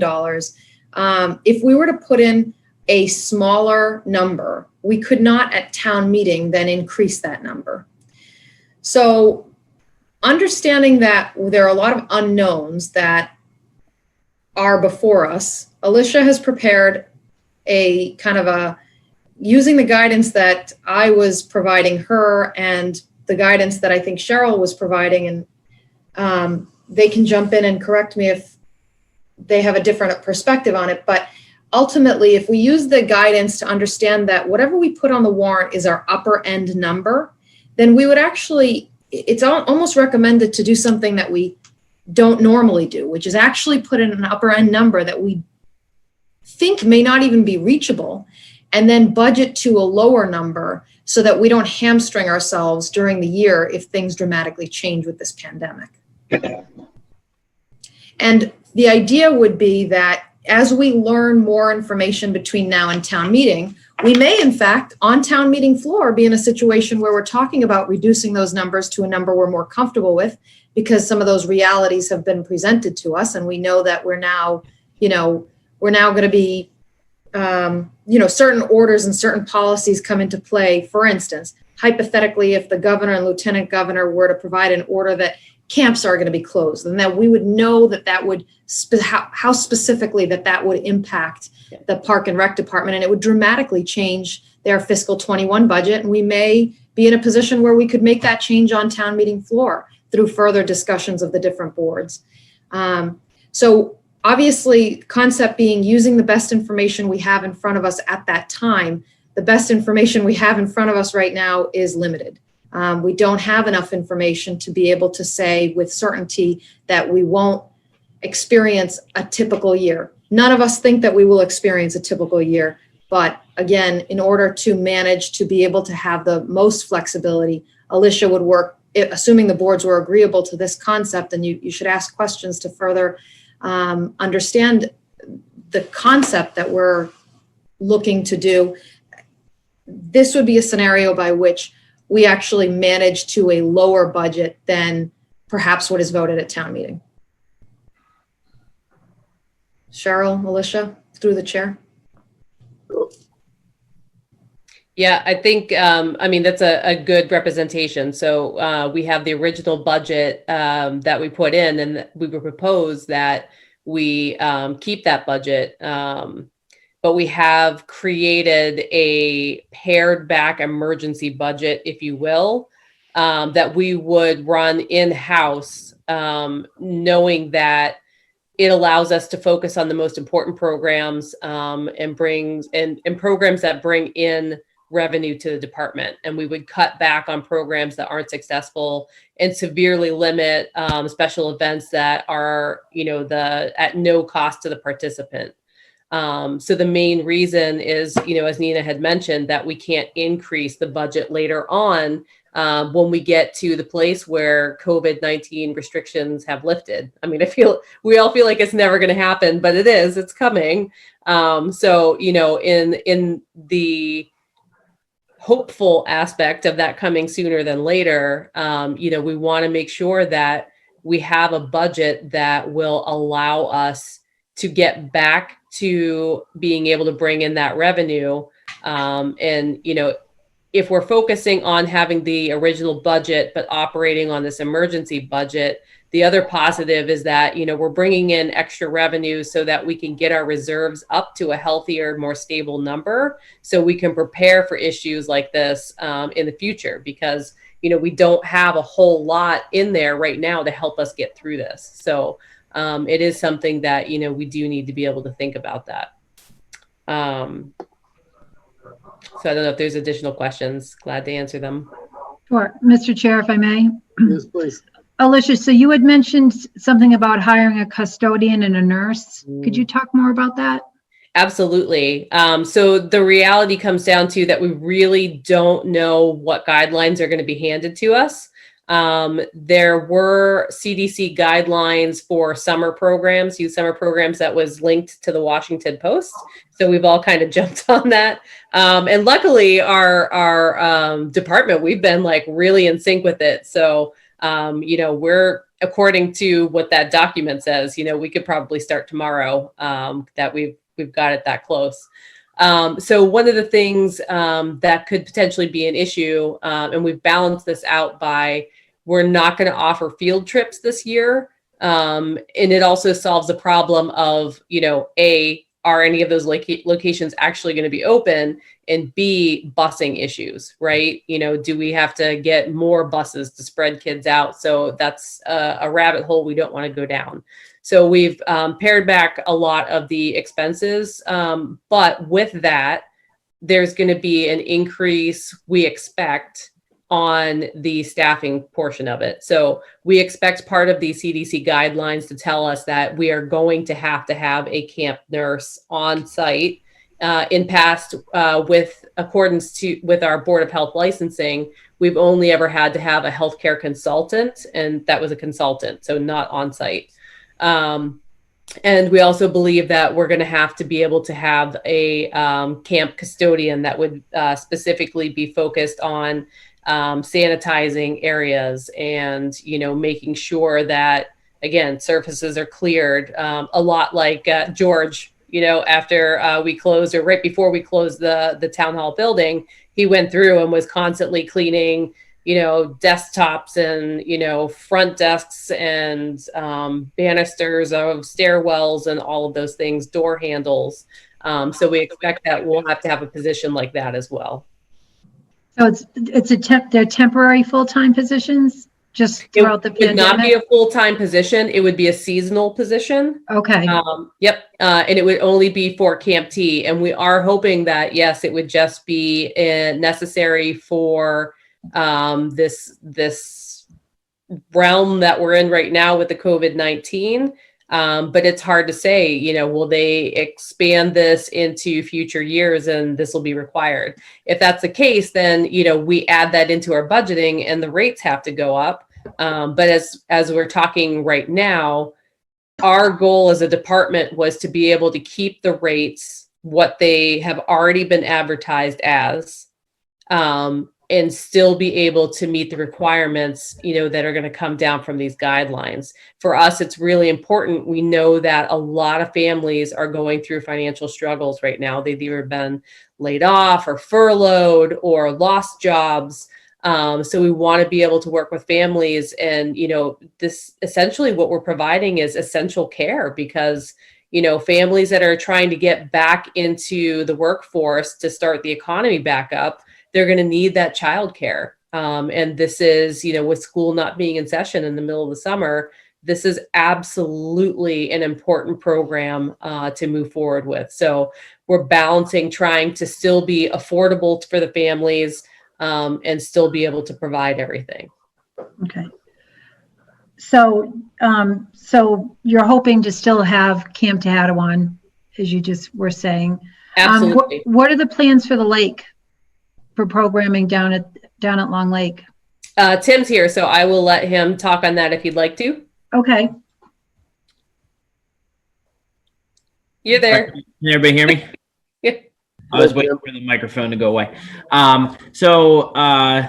Mr. Chair and Cindy, so as far as the lake is concerned, we did have a brief, we had a special park commission meeting last week to discuss some of this, and I will, I typed an email to Nina and Cheryl, and in regards to the budget, that I will make sure gets forwarded out. We can have additional talks later.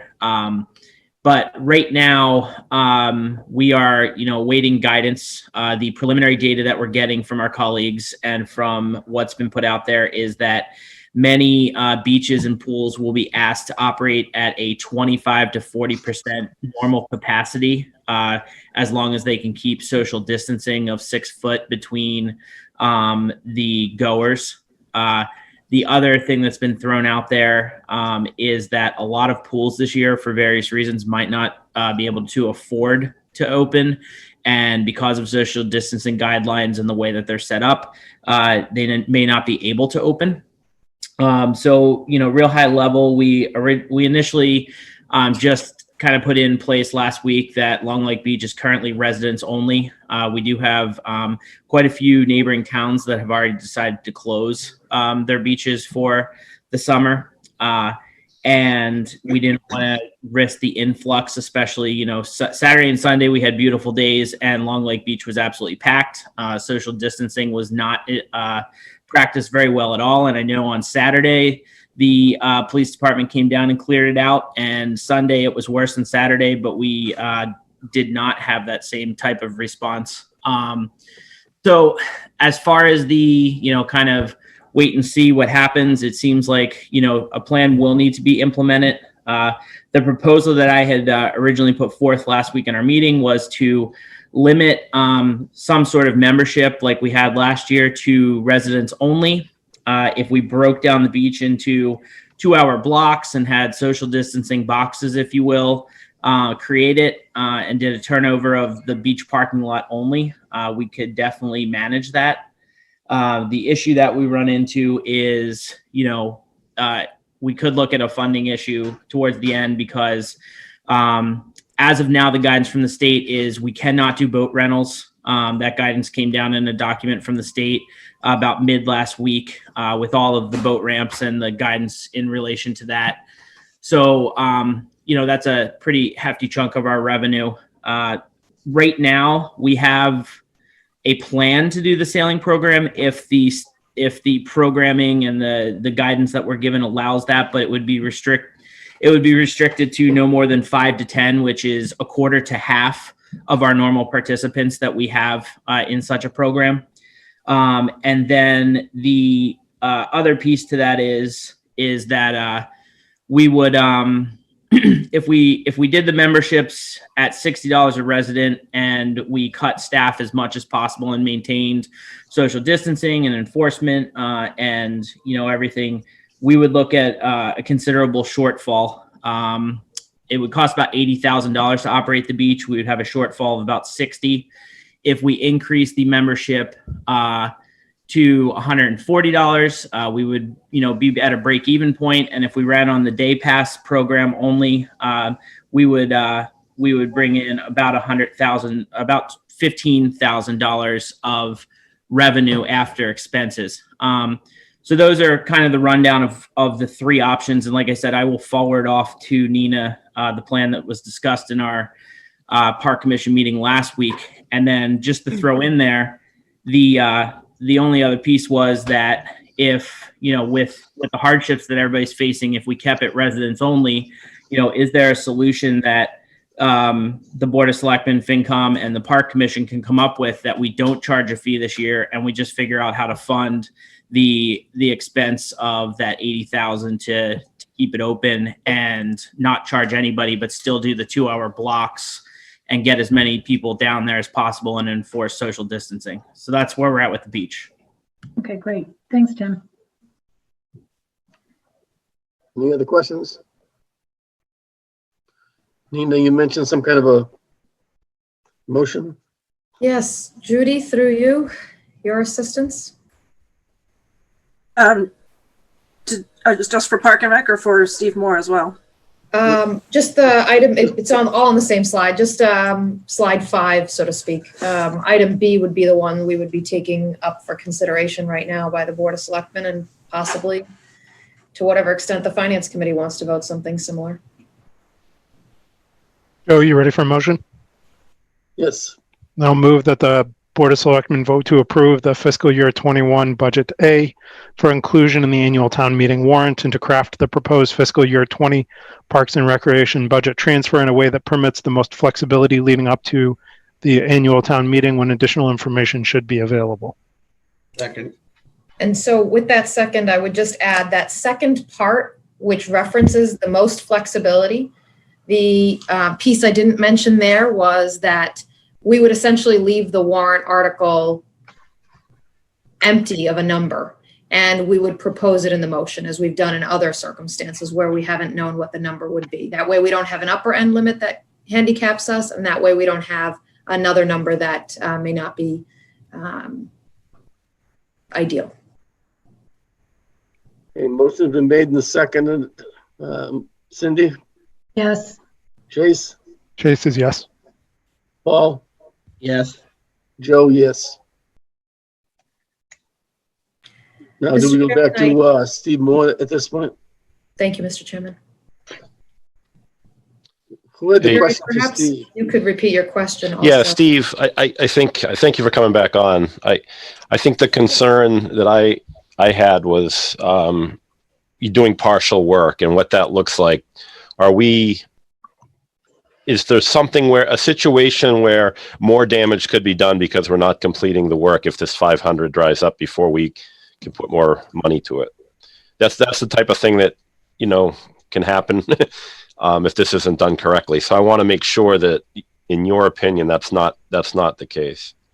Yeah, that's a great question, and I probably should have gotten into a little bit more explanation than I did, Gary, but you're correct. If we do the masonry repairs on only 2 of the elevations, it leaves the other 2 elevations susceptible to more damage, which could then create more work, in the following year or whenever we get around to doing it. Obviously, there's an economy doing all the work at once. We have the OPM and the designer there only one time. And one thing that I would like to mention about the windows, I wouldn't necessarily want to break out the windows into 2 sections. There are 2 different bid packages, one this year and one next year. We'd run the risk of getting different window types or different manufacturers and different installers, different warranty periods. So if we're going to do the windows at all, we're going to want to do them all at one time. So I do believe that, ripping the Band-Aid off just once is a better approach, but it depends on the appetite of the board and the FinCom as far as what monies might be available.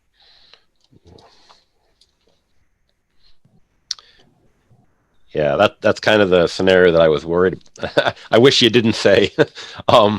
So I think this is going to have some more discussion, Nina. And I know it stinks, but our board meeting on Tuesday, we're going to have to discuss this as a FinCom and with Cheryl and see what this could possibly look like. That's a big, we're adding 300 plus. Probably, I don't know what the final number would look like.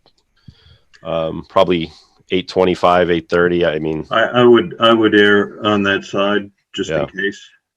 So, and there's very few places that could come from. And that would be eliminating what we're about to vote on tonight, or we're talking other stabilizations that we have in place. And that's not a discussion. I think I don't want to take up the whole night talking about how we can do that, but I think the FinCom, we should definitely discuss it before we vote on it. So Gary, is that FinCom meeting tomorrow night? No, I wish it was. Oh, okay. It's next Tuesday. Okay. Yeah, Well, so the if 12th. you want, I can dial into that. That would be great. Okay. Steve, can I ask you a quick question while we have you here? Sure. If we were to do it in 2 parts, would we risk damage to the first parts by not doing the second parts until a year later, or would we just be further damaging the areas that are already damaged? In other words, would we be the second wasting scenario? the second scenario? Okay. Yeah. Mm-hmm. So we would be able to set it up if we did do it in 2 parts, so that we didn't have to come back and redo something that we just touched and repaired. Correct. Okay. Yes. That's a major part, I guess, in my thinking of it as well. If we're further damaging something that's already damaged, I'm less uncomfortable with the idea of doing it in pieces.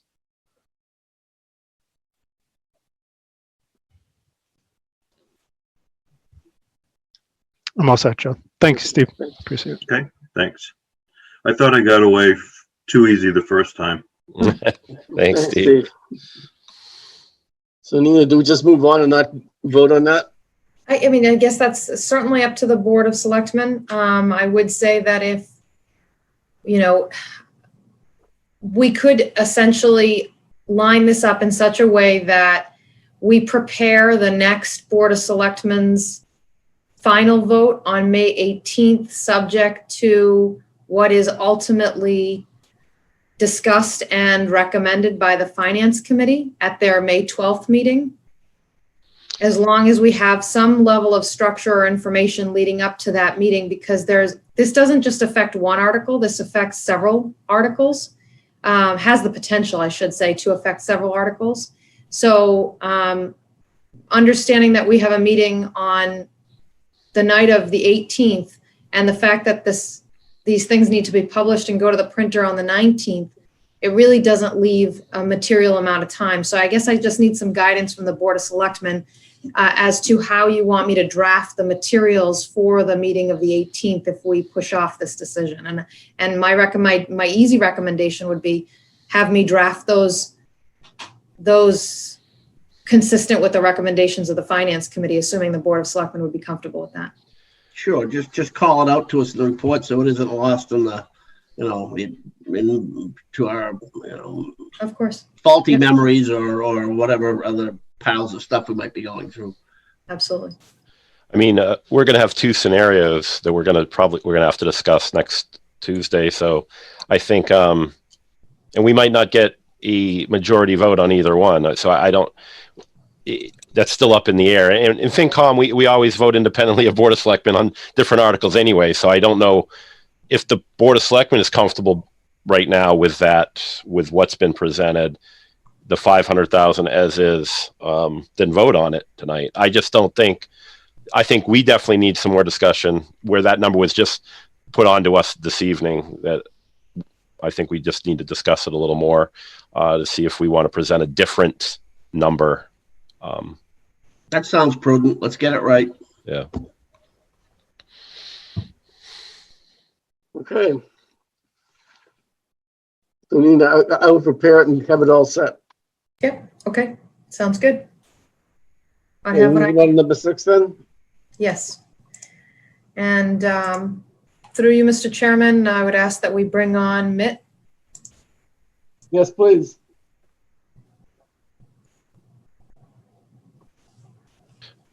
Nina, once again, was that the last financial piece to the discussion so that I can close the FinCom's meeting? Yeah, I believe that's correct. And I would say that to the extent that the FinCom wishes to listen in or discuss items that relate to finances relative to the annual town meeting, through the chair of the Board of Selectmen, I would welcome you all to stay, assuming no conflict there. Okay, I'm going to stay on, but I just wanted to let the rest of the board know if they need to leave, and that's. Well, CPC article might be of interest to you. Yeah, it is. Hello, everybody. Hi, Matt. Hi, this is Mitt Wanzer, 39 Mill Road. I'm the chair of the Community Preservation Committee, and we have a proposed budget in 4 different categories, plus administrative, for our town meeting article. And the breakdown that we voted on, since there's some discretion in our committee to delineate purposes for each one, it's part of our saving and spending plan to suggest a budget that we dictate it by establishing percentages for each category, and then it gets calculated for the warrant article in dollar figures. But our proposed budget for the coming year has 40% going to open space, 17% going to historic, 20% going to housing, and 21% to recreation. And that leaves a 2% administrative amount that often we don't spend and gets returned to reserves. The state match, we just got some information on the state match. It's going down. It looks like it's at 11% this year. That's a really low number. So our budget numbers have been recently updated, and I think Cheryl has those. I'm not sure what the next steps are to get them into their final form, but we would, we've already, let's see, we plan on meeting this week, and so I think we'll have to look at those numbers again and revote them.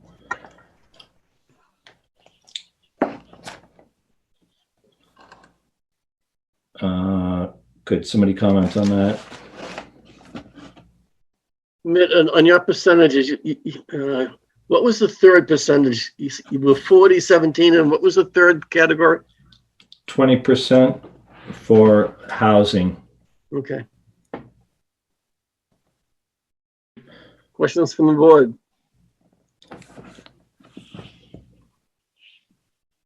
What did you say, Joe? Any questions from the board?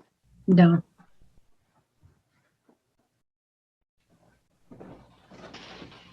Okay, is that all we need Mitt for?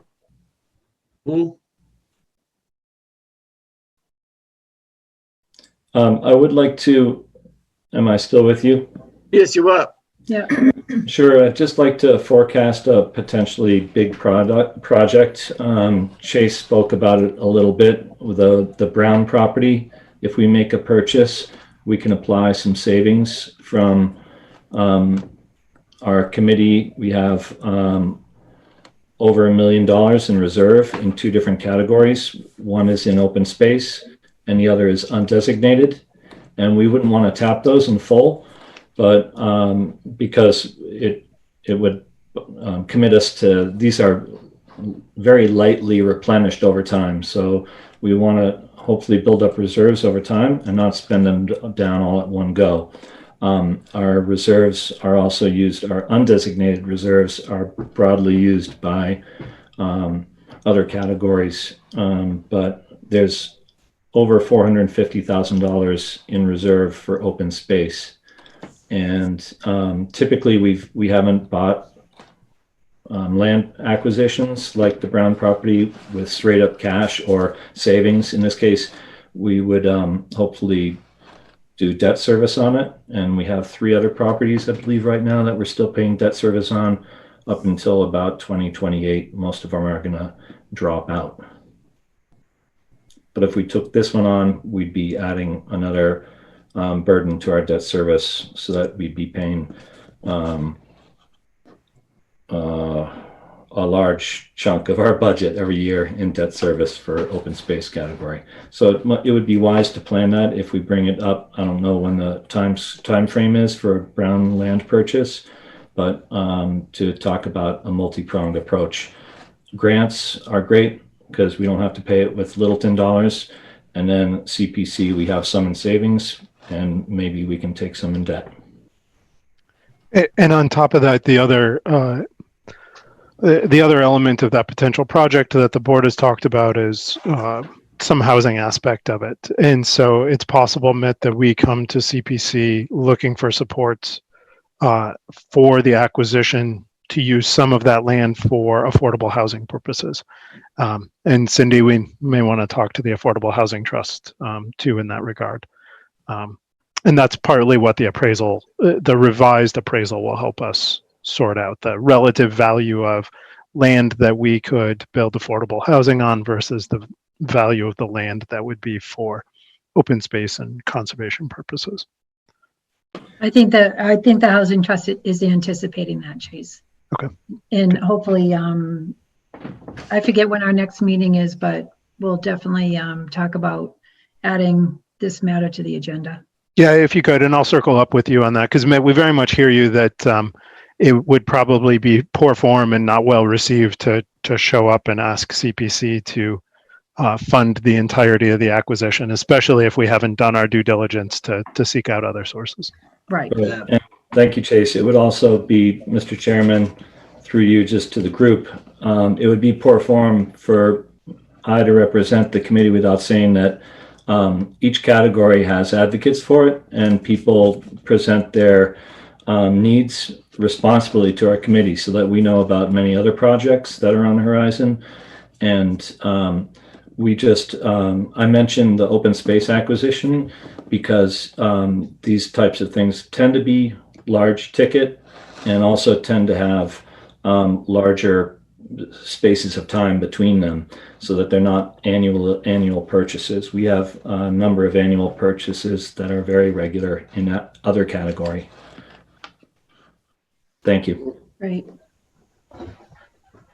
Thanks, Matt.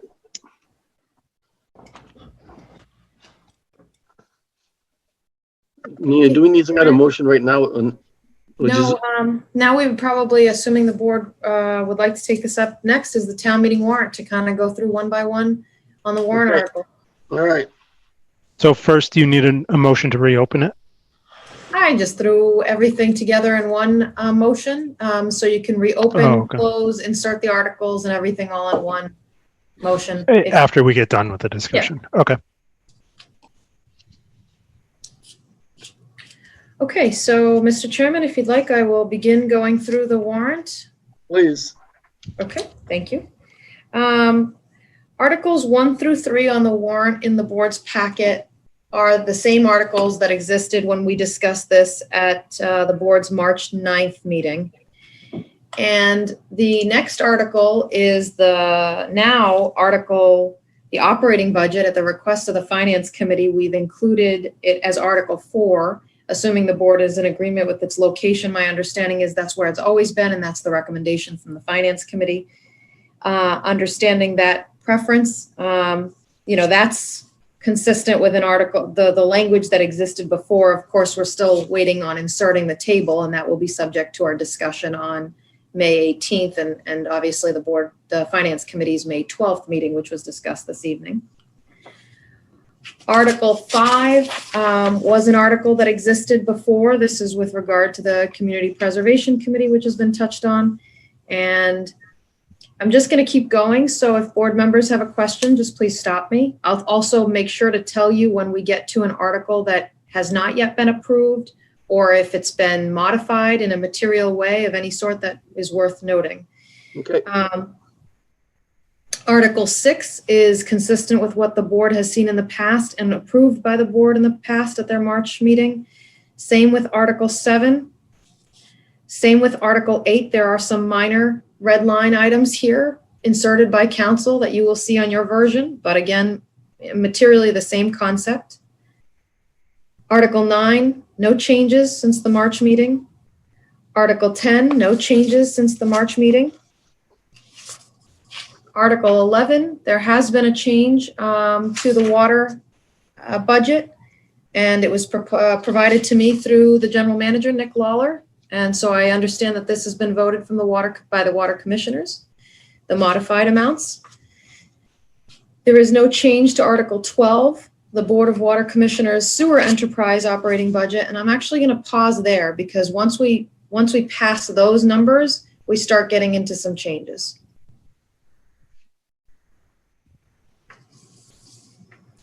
Okay, I'm not hearing any questions or comments yet. Going on to Article 13, you will see in the packet that's contained online that the board was sent that the Board of Water Commissioners have withdrawn their article for a enterprise transfer of retained earnings. So it is no longer the Article 13, but we've replaced it with what was voted this evening with regard to, or some version of what was voted this evening with regard to the need to make a free cash transfer for the Park and Rec Department budget. That blank line will be replaced with a sum of, as opposed to a blank line, to be consistent with the most flexibility that was contained in the board's motion. Article 14 should be identical to budget scenario A that was discussed tonight during the discussion for the Park and Rec budget, and was generally discussed at the March meeting, although I don't think we dove deep into it because we were thinking that we might have changes back then, and our hunch was not too far off, though obviously we've discussed not changing it for the reasons of providing us the maximum flexibility. Article 15 Doesn't materially change anything, just insert some language suggested by council. Article 16, same concept there. And I just got a note that Article 15, I should remove the word enterprise from it. So just be mindful of that. We'll make that correction.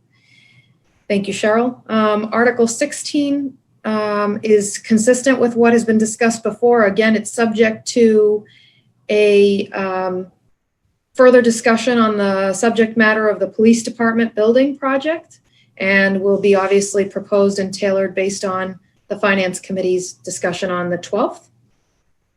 Article 13 is the Community Preservation Committee, and as alluded to by Mitt this evening, there has been a change in the revenue that is anticipated from the state, so it may or may not necessitate a change in this article, but we would have that information at the May 18th meeting.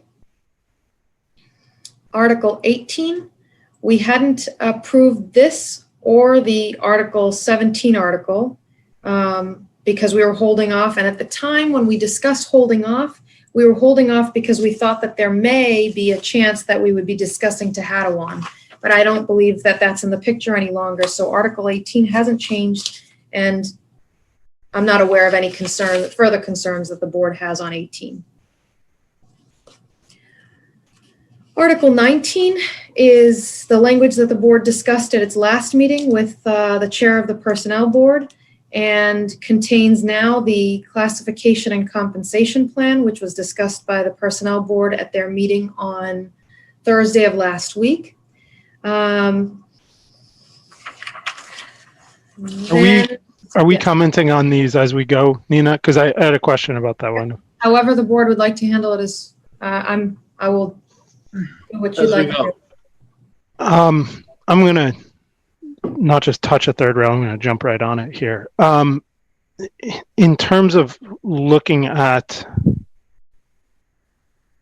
increases, cost of living increases, when other communities are contemplating things like 10% pay reductions,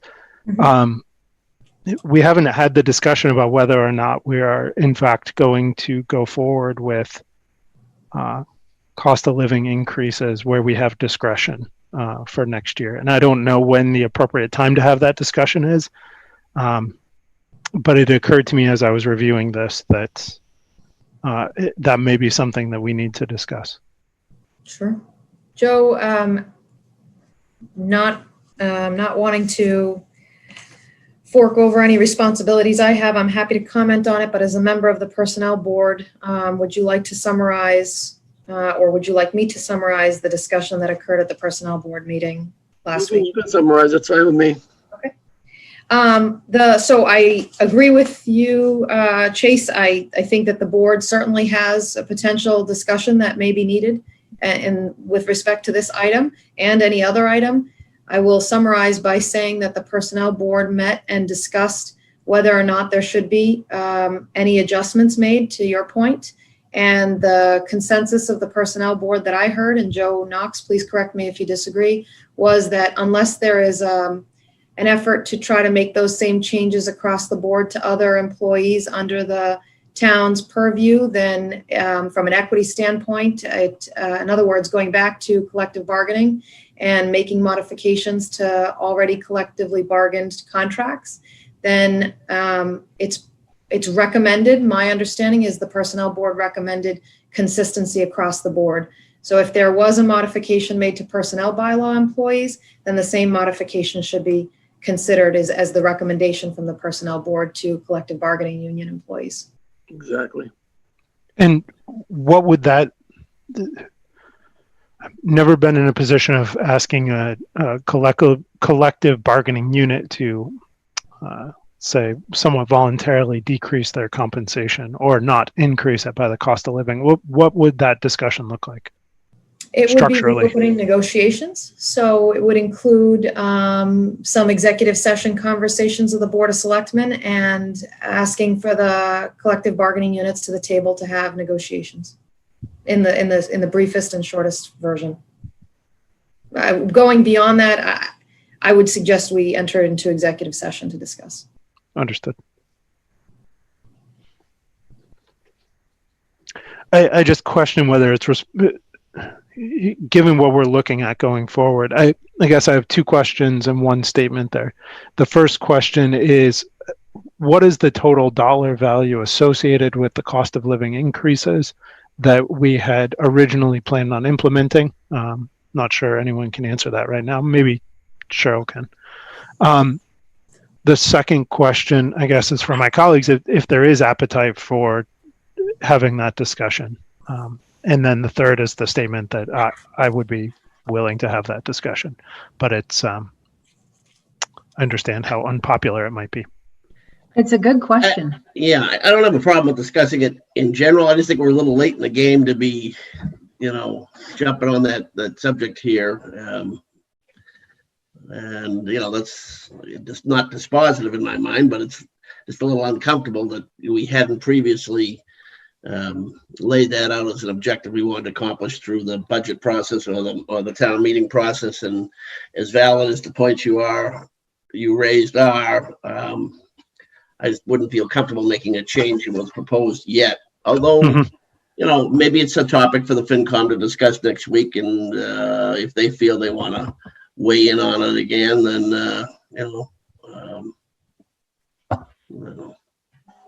that's kind of where I'm at.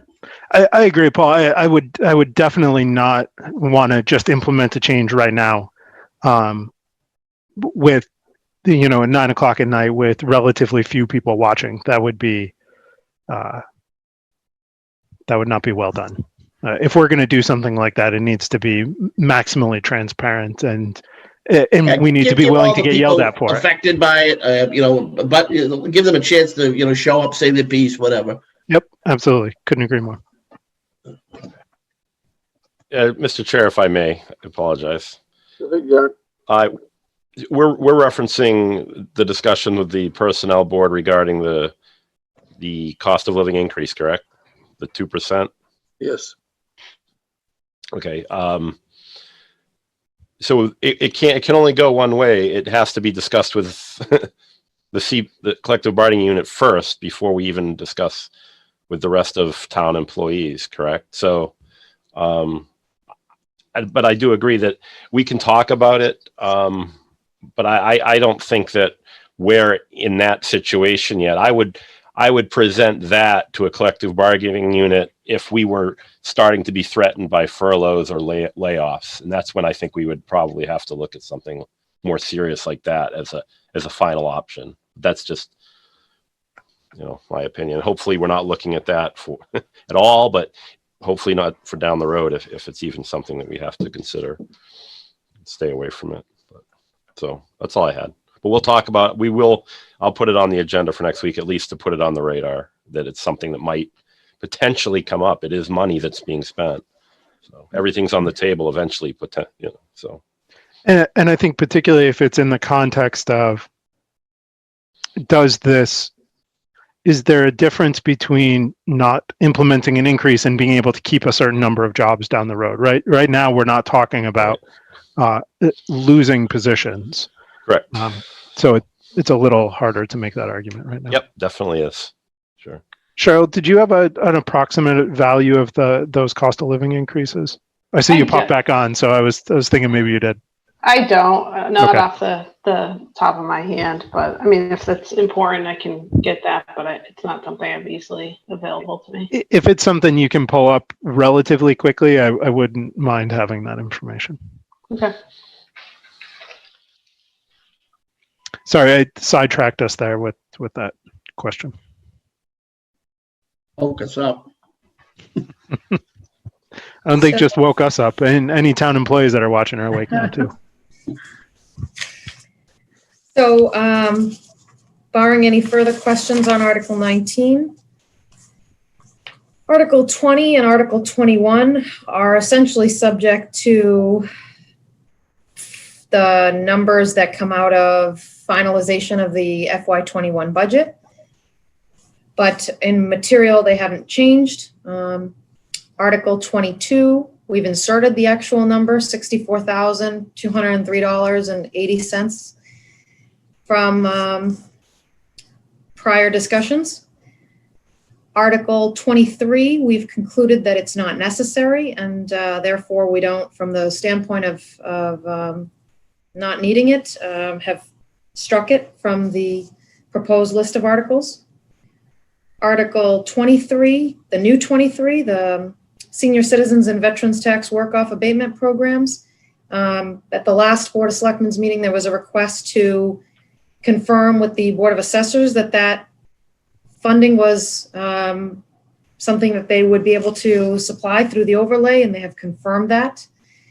And article, again, just kind of continuing along, stop me if you want to discuss anything further. Article 24 is the zoning amendment for form-based code, and I know that Anna Houston is on the line, the chair of the planning board, and if there are any questions on that article. Article, I think we have to have, the board needs to decide if this is something that we want to put on the warrant. If there's one article that will engender debate, as it should, it will be this one. And given we heard it earlier tonight, that the difficulties in implementing a representative, well, I shouldn't say representative town meeting, but a town meeting that has a representative number of people at it. If we can't do that, or we get the sense that people can't get there or don't want to get there, this would be a big one that we should consider taking off the warrant and deferring to the fall, although I'm not sure I can tell you all of the cascading repercussions of doing that. Chair? Anna, you want to speak on it?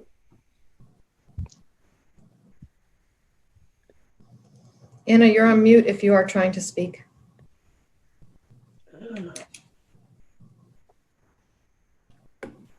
Hi, can you hear me now? Yep. Great. There I am. Good evening, everyone. Mr. Chair. Yes, Anna. So I just heard Mr. Gerbig's comment, and what I wanted to say is that this shouldn't be a controversial issue, given the fact that this is a topic that is in the master plan and that has been worked on for pretty much over a year. So there has been plenty of opportunity for public comment with respect to being able to change the zoning and the map and the other assorted the other assorted bylaws that go along with it. So I think it is important to get this to town meeting and pass so that we can actually jumpstart our town as we come out of COVID-19. As you know, with this particular zoning amendment, any new buildings or development will then have the distinctive farmhouse look that we love here in Littleton. And so the form-based code bylaw is ready to go. And I see this very much as an economic incentive so that when the economy does open up, Littleton will have this bylaw in place so that we can see the type of development that we want to see rather than something else that might pop up in the meantime. Mr. Chairman? Please. 2 points. Well, I find Chase's points valid, but 2 reasons I would very much like to include it. Actually, 3 reasons. One being what Anna just said in terms of its importance to the town's economic future and its place in the master plan consensus. But just as a more basic item, I always would defer to other boards when they want to put something on a warrant. And if issues become, if issues of logistics with the COVID virus become so great that we're questioning the town meeting, I think we covered somewhat that topic earlier today, we might look to postponing it. And I would prefer that we not just pare down the warrant, and pick and choose who gets to go forward and who doesn't on that basis. If things are that serious, we probably just I would recommend we probably just seriously consider putting town meeting off. But if we're able to pull it off, then everybody should have their full access to it. I think we're lucky in general that a warrant is not overwhelming just by happenstance. And I I wouldn't feel comfortable leaving this off just as an acknowledgement of the potential problems we might be looking at in a month's time. I agree. I agree. Well, sounds like we got it. No need to belabor it. Thanks for hearing me out, guys. I appreciate it. Well, Mr. Chair, if I may, and Yes, so thank you very much for the support. And I don't know if it would require a separate discussion, but I would like to ask for the board to support Article 24, form-based code. Did the planning board already vote to give its recommendation on it? Yes, it did. Okay, thank you. Is that a vote we need now? You can take it up at the end with other articles, or you can take it up now, however the board would like to handle. I'll give you a motion right now, Joe. I move that the Board of Selectmen vote to support Article 24, the zoning amendment form-based code. Second. Motion made and seconded. Cindy? Yes. Please. Chase is yes. Paul? Yes. Joe, yes. I assume we're going to go back and do a blanket vote on some of these other articles too? Yes. Yes. Thanks, Anna. Thank you. Have a good Thanks, night. Anna. Mr. Chairman, continuing on, article proposed as number 25 now is the change with the name of the Board of Selectmen to renaming it to the Select Board. Article proposed to be 26 is a borrowing article for the water department relative to the replacement of a water tank, which is consistent with an article that was reviewed at the March meeting, and I don't believe at that time the board had any questions. Article 27 is was put here as a result of the facilities manager position, but understanding that we are not likely at this point to change course and re-propose a facilities director, I still think there might be value in having this article. Certainly could be something that is done at a later time, but I think that by having it, presumably it should be a quick article, and it would be one that would allow for the town and schools to share positions in the future, rather than having to be stuck in the same position we were leading up to the hiring of a facilities manager. One of the reasons we weren't able to hire yet was because we were backing up to the town meeting date because we hadn't accepted this provision of the Mass General laws. No problem with that. So was the recommendation to keep the article or to drop it? I would recommend we keep it. Okay.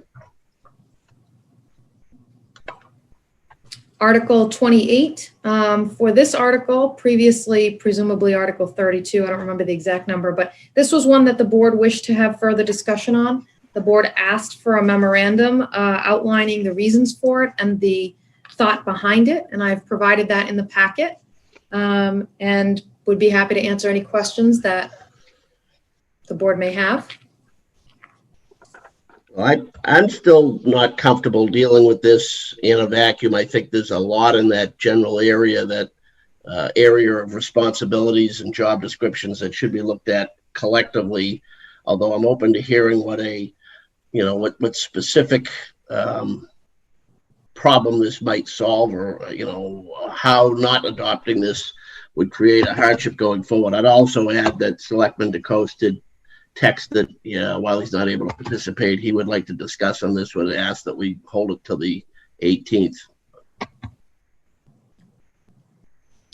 Happy to answer that or wait for other member comments. I think the only thing that I would say is that currently the way we handle procurement is broken, essentially. We have a job description that's inconsistent with the bylaws, and it if we didn't take it up at this town meeting, we can certainly discuss further at the May 18th meeting. No reason why we can't hold off to do that. But if it isn't taken up at this town meeting, it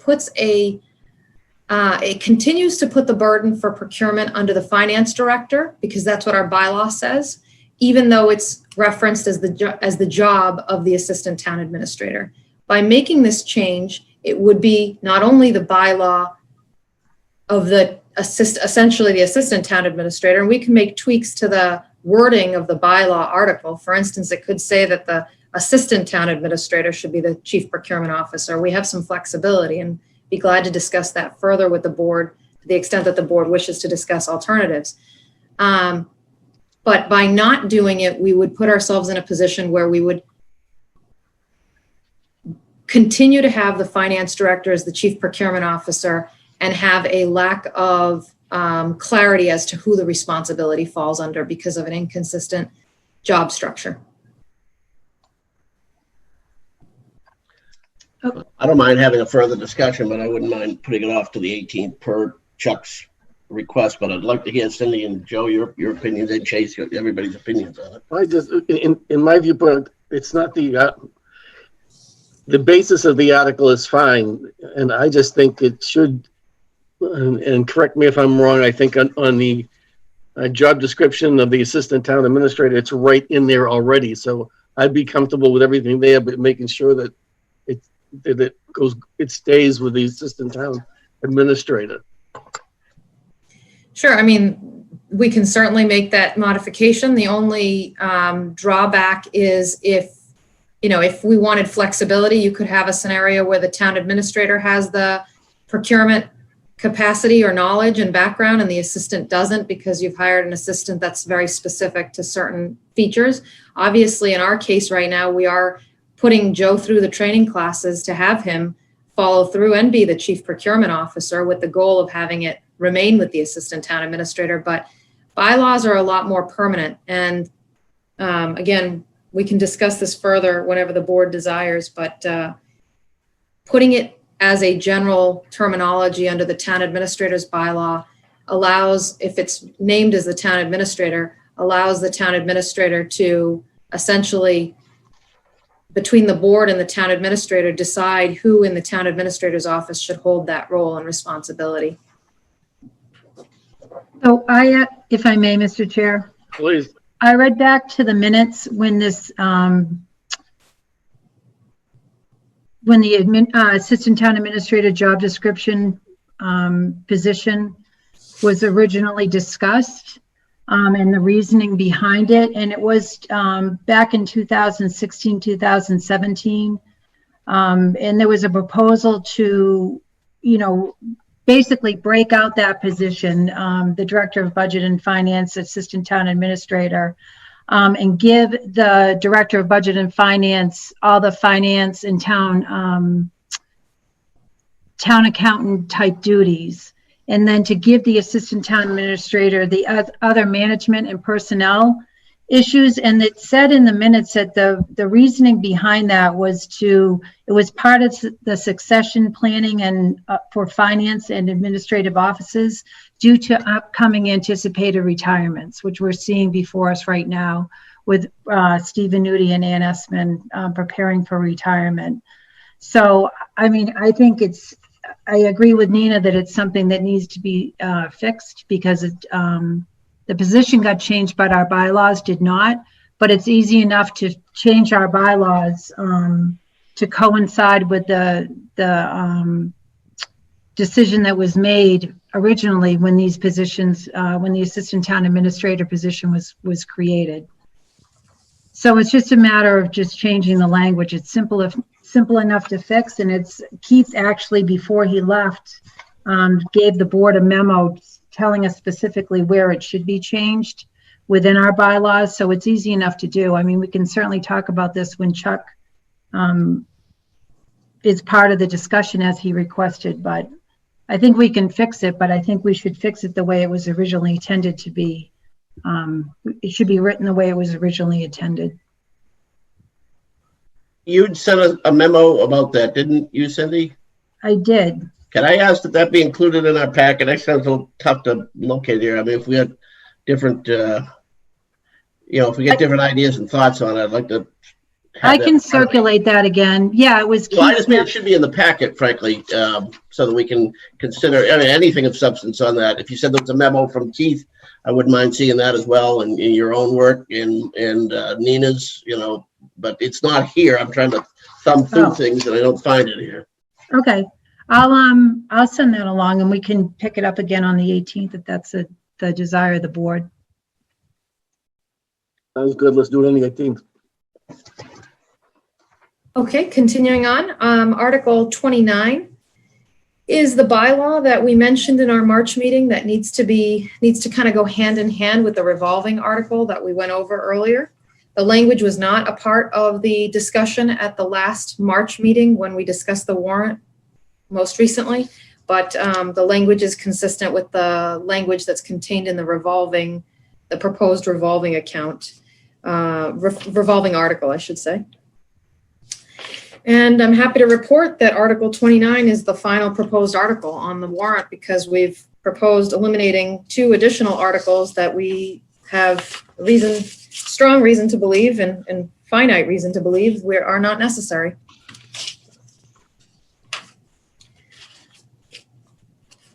So, the way we could approach this is we could, the board did place certain articles at its March 9th meeting. To simplify, you can scratch all of that and replace these because it's a different date and just for purposes of simplicity. Or we can base it off of the previous vote and modify from there. Again, it'd be easier for me to give you recommendations or help guide if we were to just start with the version that's in front of you as the starting place, as opposed to trying to use article numbers that existed in the past and reference them. I'm not sure I'm getting what's the ask here? So I guess what I'm saying is at the March 9th meeting, the board voted to place articles 1 through 18, 29, 30, 32, 35, and 36. I have a copy of that warrant in front of me here and could tell you exactly what articles those are on the warrant that's before the board in the packet tonight, but the article numbers are different. Yep. And so rather than using that as a basis, let's scrap that whole thing and just take the warrant that's in front of you now and place everything from scratch as if we were doing it from the beginning so that the board has an opportunity to look at each and every one and make sure that it doesn't disagree. We could just vote to supersede the earlier vote and substitute all this language and unless you have language to put up on the board, I would be happy to make that motion. And we do have some language, and the only question that the board may want to consider is whether you want to include recommendation language as part of this. That's where I was going with that. I was going to expand that to recommend stuff, since we didn't really have any disagreement on any of them, to recommend all the articles with the exception of the one that was held out. Right. So that, you would hold presumably Article 28 for the Chief Procurement Officer bylaw general changes. Yeah. So my motion would essentially be this language, but I would move that I think it needs to be referenced that we supersede the earlier vote, whatever that date is, and adopt these articles as they were just presented, and that the board vote to support all of them. Just holding aside the Article 28 for further discussion. Yep, and you can modify this to that extent, and that date for you, Paul, is March 9th. Yeah, I got to say it again. No, I think that could be considered a motion. I think that you would also. So I would suggest that you vote to reopen the annual town meeting warrant, now scheduled for Monday, June 15th, 2020.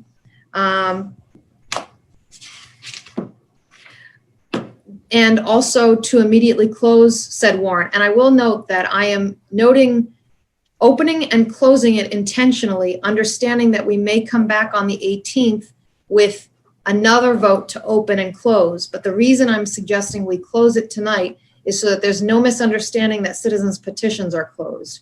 So you open it in this moment, you close it in this moment, and if we add articles at the May 18th, we would open it and close it in that moment as well. And then finally, I suppose we can hold off on the location of the meeting, and we would insert the language that Paul mentioned about superseding the March 9th meeting. And like you said, Articles 1 through 27 and 29. That's how I intended my motion anyway. So sure, yep, I'm with that. And I just don't want you to ask me to read it all. I was going to say I understand the intent, but I'm not sure I understand the motion. So I could try one more time through if you like. No, it's the language as written with the added points that we have to open and close meeting. I think that's there. It supersedes the earlier vote, and that we specifically are going to vote to recommend Articles 1 through 27 and 29. So if someone just says second right there, we'll be done. Second that. The motion made in the second. Cindy? Yes. Paul? Yes. Case? Yes. Joe, yes. Okay. Thank you. Number 7. Number 7, yes. Public relations. The board, just by way of some background, the board received a copy of a proposal from John Guilfoyle, Public Relations, and a couple members asked to discuss.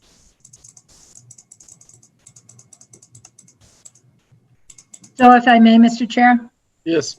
I think the idea, the concept of having a public relations consultant on deck for the town would be beneficial to us. I'm not certain that this is the firm that I would prefer to go with. I would prefer to look at other agencies as well, but I feel that it is something that we as a board in a town could benefit from. I agree. We have to look at more than just one. Any other comments? I don't see the, I appreciate Mr. Guilfoyle making his presentation. If it spurs future discussion, fine. I know it was part of the job description of the town administrator at the board's direction to handle press relations, and most of the times the town needs to deal with public relations in a delicate matter. It usually is a public safety issue anyways, and Mr. Guilfoyle specifically is doing this function for the police department already, and I believe we piggybacked on the police department's contract with them in the past to use the services. Whether or not we want to have somebody else or have somebody period is worth pursuing, but I don't know. I'm not ready to jump on this at this point anyway. I could see the value, but at a minimum, if we were to hire someone, I'm not sure this would be the direction I would go personally. I think, I guess part of me would be interested to see, now that the town administrator's office is fully staffed, between Joe and Nina, if we couldn't do more of that in-house. I think we struggled a little bit when we were running on a understaffed operation. So I'm okay with seeing other ones. This one wouldn't be one that I would be excited to sign. I think it's just something we can talk about at a later date. Yep. Number 8. Yes, Harvest Club.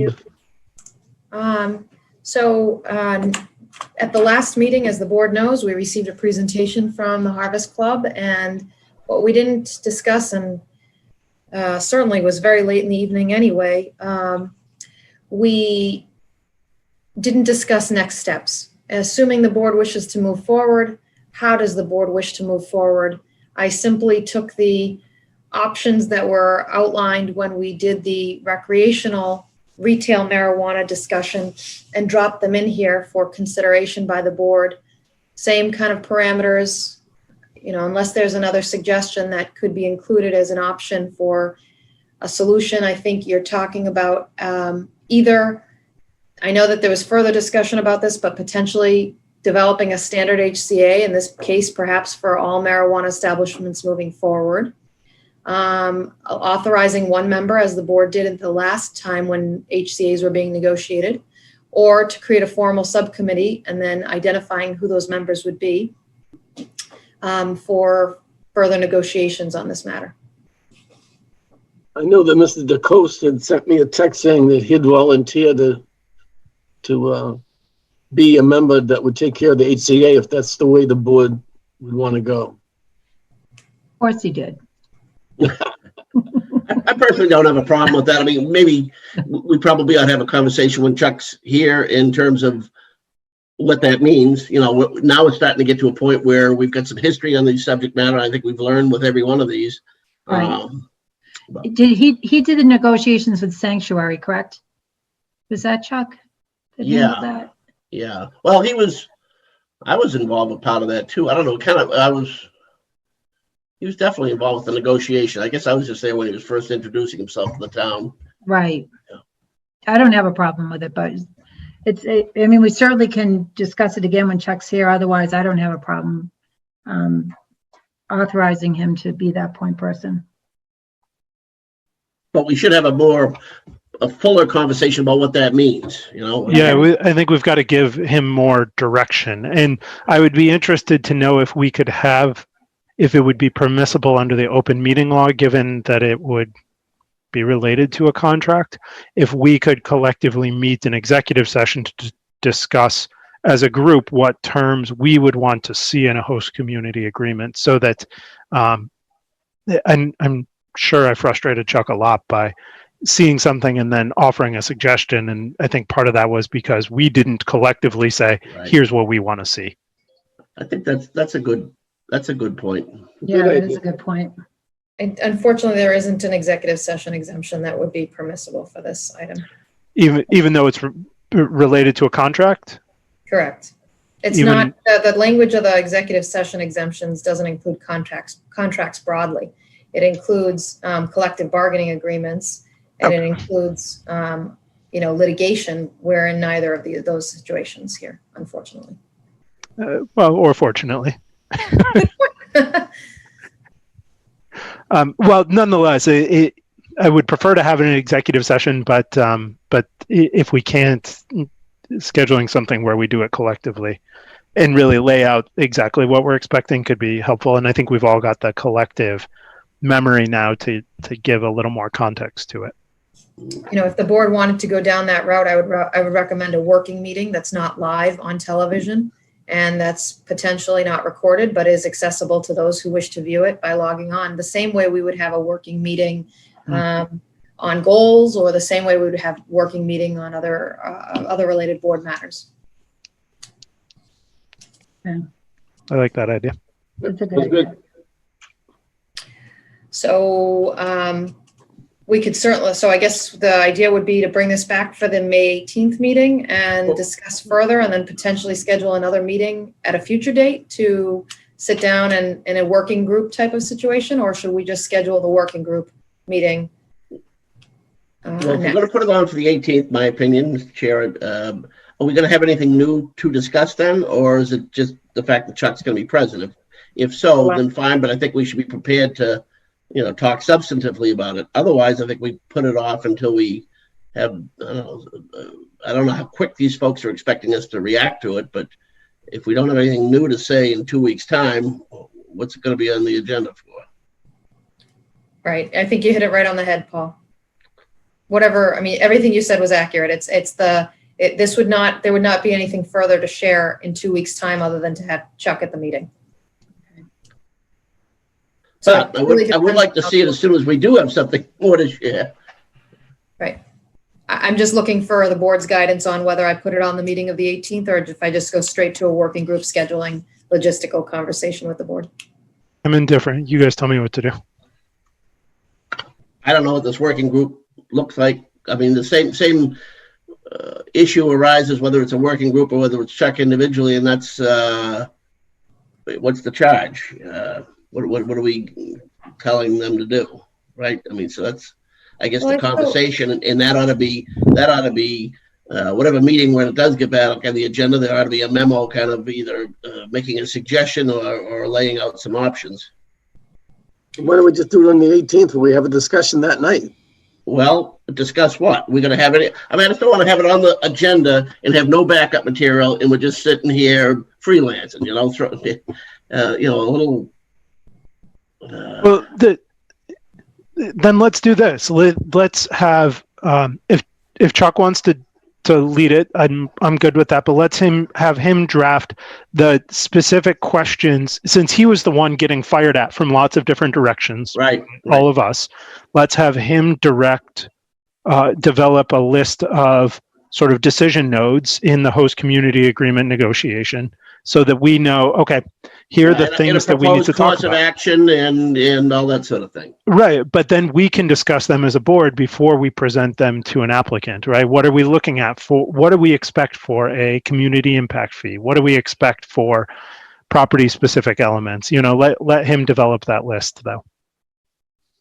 Yeah, sounds good. That sounds good. We just got to make sure Chuck gets that message.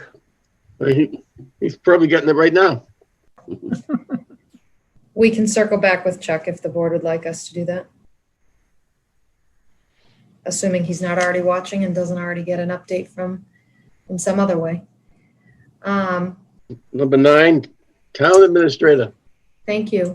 I think we can make these relatively quick. It's my understanding that Littleton Apothecary has approved the version of the HCA that's contained in the packet with one minor exception, and that is by changing the word manager to owner.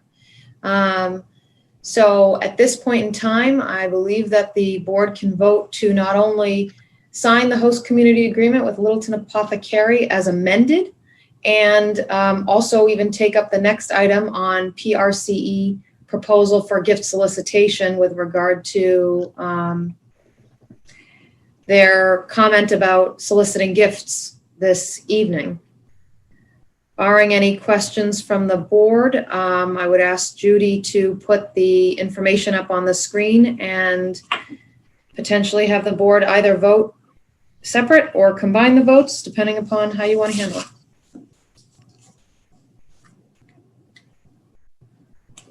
Just waiting for a motion.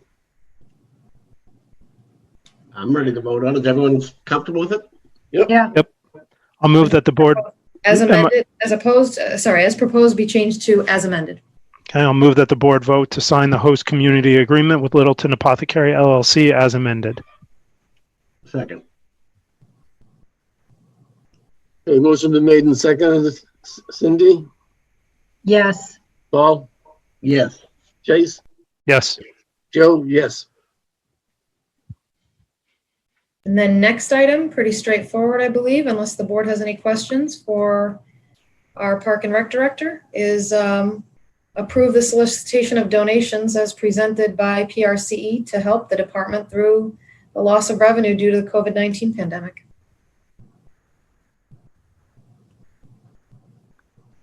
Ready for a motion, Joe? Sure. Okay. I'll move that the board vote to approve. I suppose I could have said so. Move that the board vote to approve the solicitation of donations as presented by Parks and Rec to help the Park and Rec department through the loss of revenue due to the COVID-19 pandemic. Second. Motion been made and seconded. Cindy? Yes. Paul? Yes. Chase? Yes. Joe? Yes. And I am sorry to report that we don't have minutes, but I will also say that I'm sorry because that's the end of the meeting too, and I know you all want to stay on.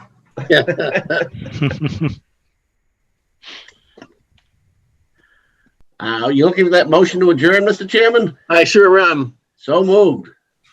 Second. Second. Motion been made and seconded to adjourn. Cindy? Yes. Chase? Yes. Paul? Yes. Joe? Yes. Good night, all. Good night, all. Thank you very much. To LCTV and to our Assistant Town Administrator for continuing to facilitate these smooth meetings. Much appreciated. That's true. Thanks, guys. Good work, Good Joe. night.